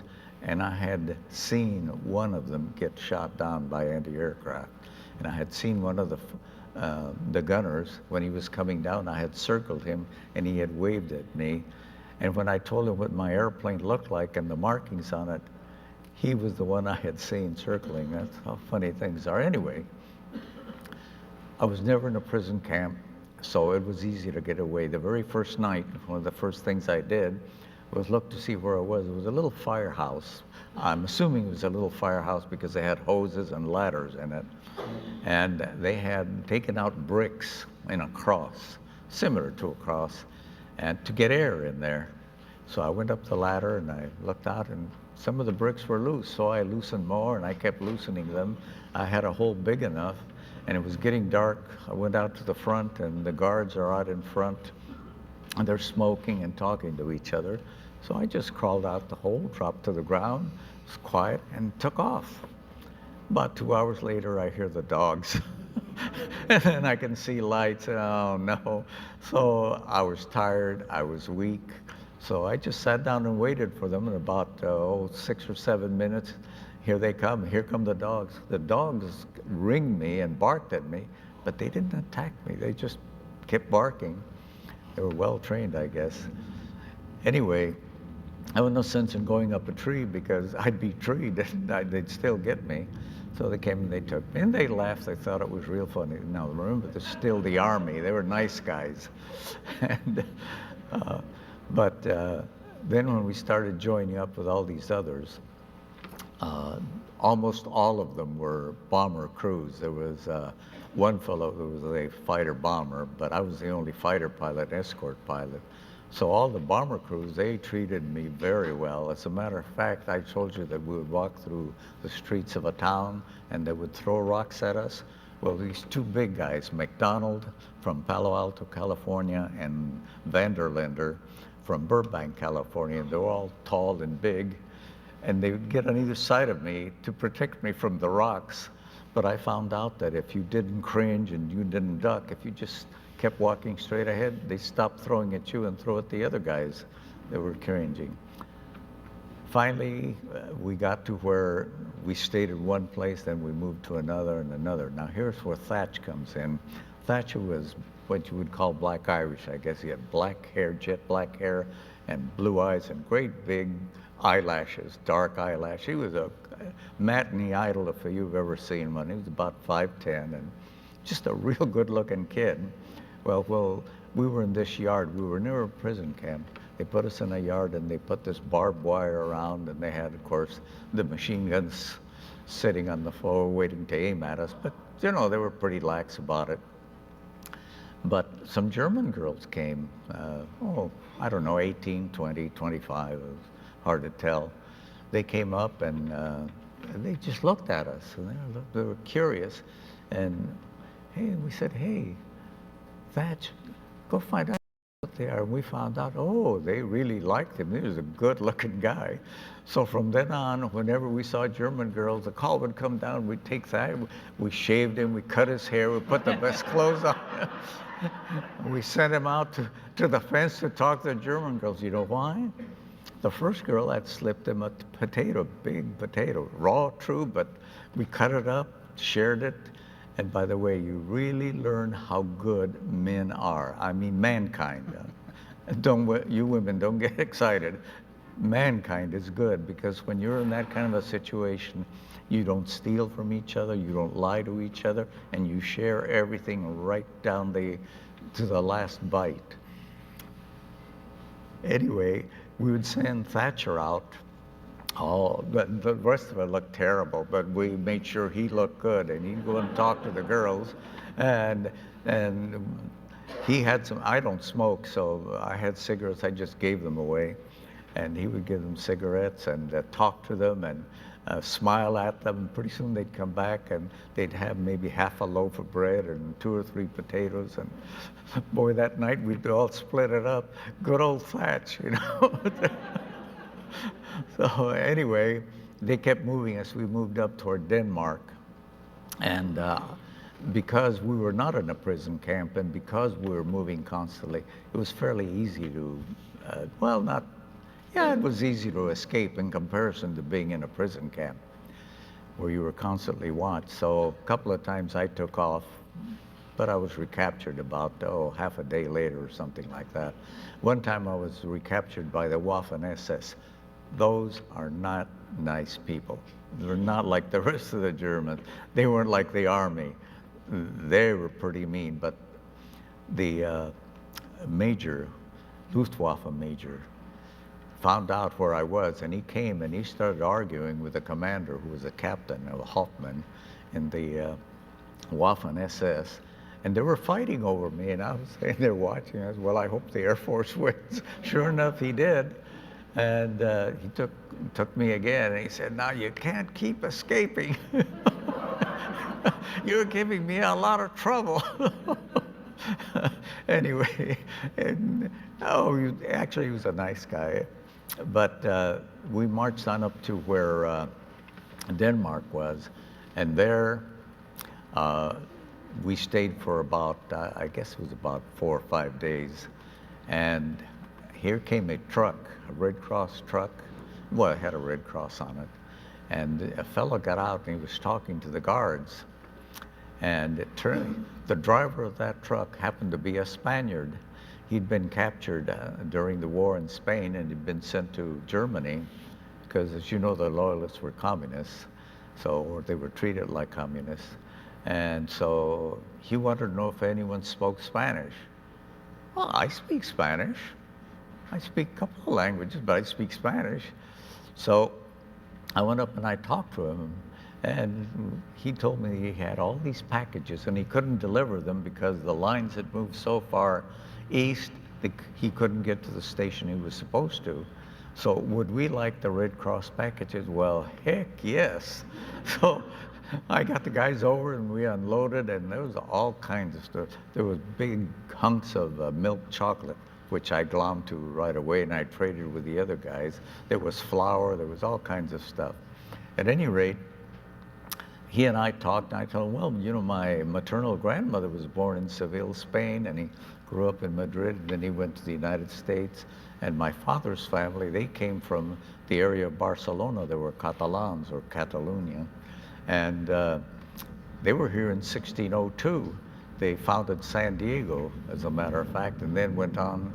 If you look it up in the history, they founded Albuquerque, New Mexico. They were founders in 1606, I believe. So that was before, about the time of Jamestown. So we were here a long time. But anyway, in my bad Spanish, I spoke with them, and we made good friends, and we got all the Red Cross packages. So then Major Tolliver and Vanderlinder and I got together. We said, you know, now's a good time. We could escape because now we've got food we can carry. We've got powdered milk, we've got chocolate, and we've got all the good things we can eat on the way. Because the guys were already building ovens and baking and doing all kinds of things. So I couldn't do that because we had a lot of the enlisted men who knew a lot more things than we knew. So we said, now, how can we do this? The major had left and left a captain in charge. And he was a real nice guy. So we said, tell you what, let's see if we can get his gun away from him. If we get his gun away from him, the others can't shoot us because we'll shoot him first. So they said, okay, we'll get on either side of the door, and as he comes through the door in that barn, we'll grab him, and one of us will get the gun. It so happened I was on the side where he had his gun, so I grabbed his gun. It turned out to be a Belgian gun, but it was a neat little gun. and we took him as our hostage. So we said, well, we need something to escape with. Do you have a truck? Do you have a car or something? He said, well, the Burgermeister has a car. Let's go see the Burgermeister. Oh, you sure? Yes, I'm sure. So we went to the Burgermeister's, and we got his car, and we put the captain in the right seat where he could be seen. Vanderlyn was all blonde and blue-eyed. He looked like he could be German. He was of Dutch descent.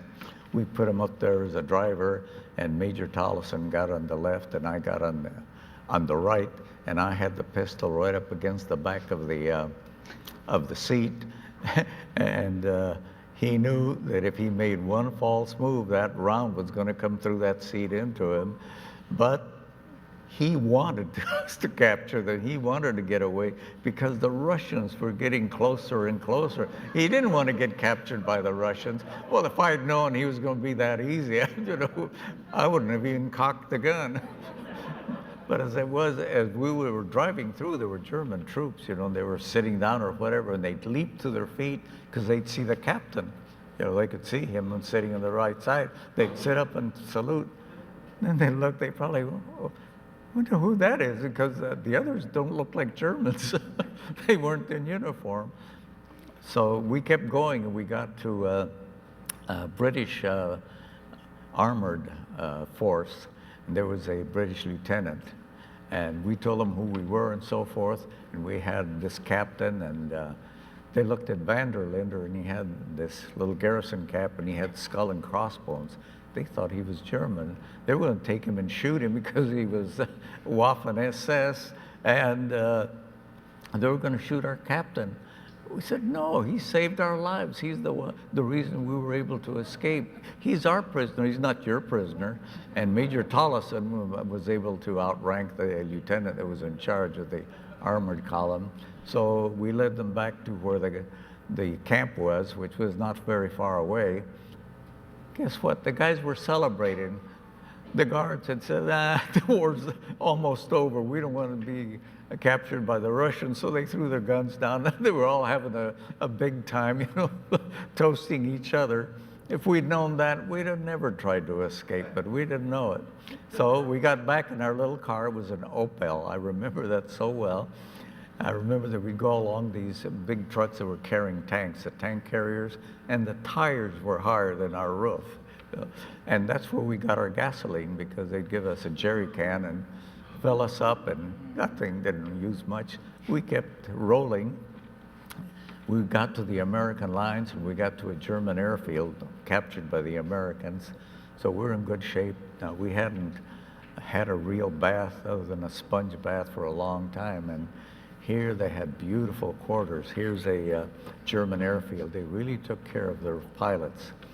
So we had a nice sitz bath and a shower, and they had a beautiful club in the dining room, had this big swastika on the wings of the Luftwaffe, and they had all these little buttons, and all you had to do when you were in your room was push a button, and a fellow would come with water or whatever you wanted and shine your shoes, and all you had to do is keep pushing buttons. You got whatever you wanted.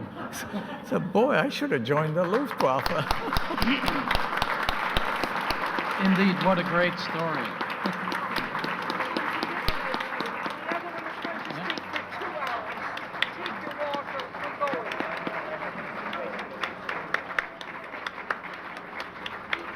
Well, unfortunately, we used up all our time. We even exceeded it, so unfortunately, there won't be any time left for question and answers. But please join me again for a big hand for all. I would like to make a comment. Okay. Okay. I'd like to make one comment. I enjoyed his presentation. I was a prisoner of the Germans. I wasn't where he was. I lost 50 pounds while I was a prisoner of the Krauts, okay? I worked as a laborer in the Munich rail yards and the Strasbourg rail yards. I got a bowl of soup, a cup of soup, half the size of this, and you wouldn't feed your dog the crap I got, okay? So everybody wasn't as swell as the people here. Thank you. And I worked for that too.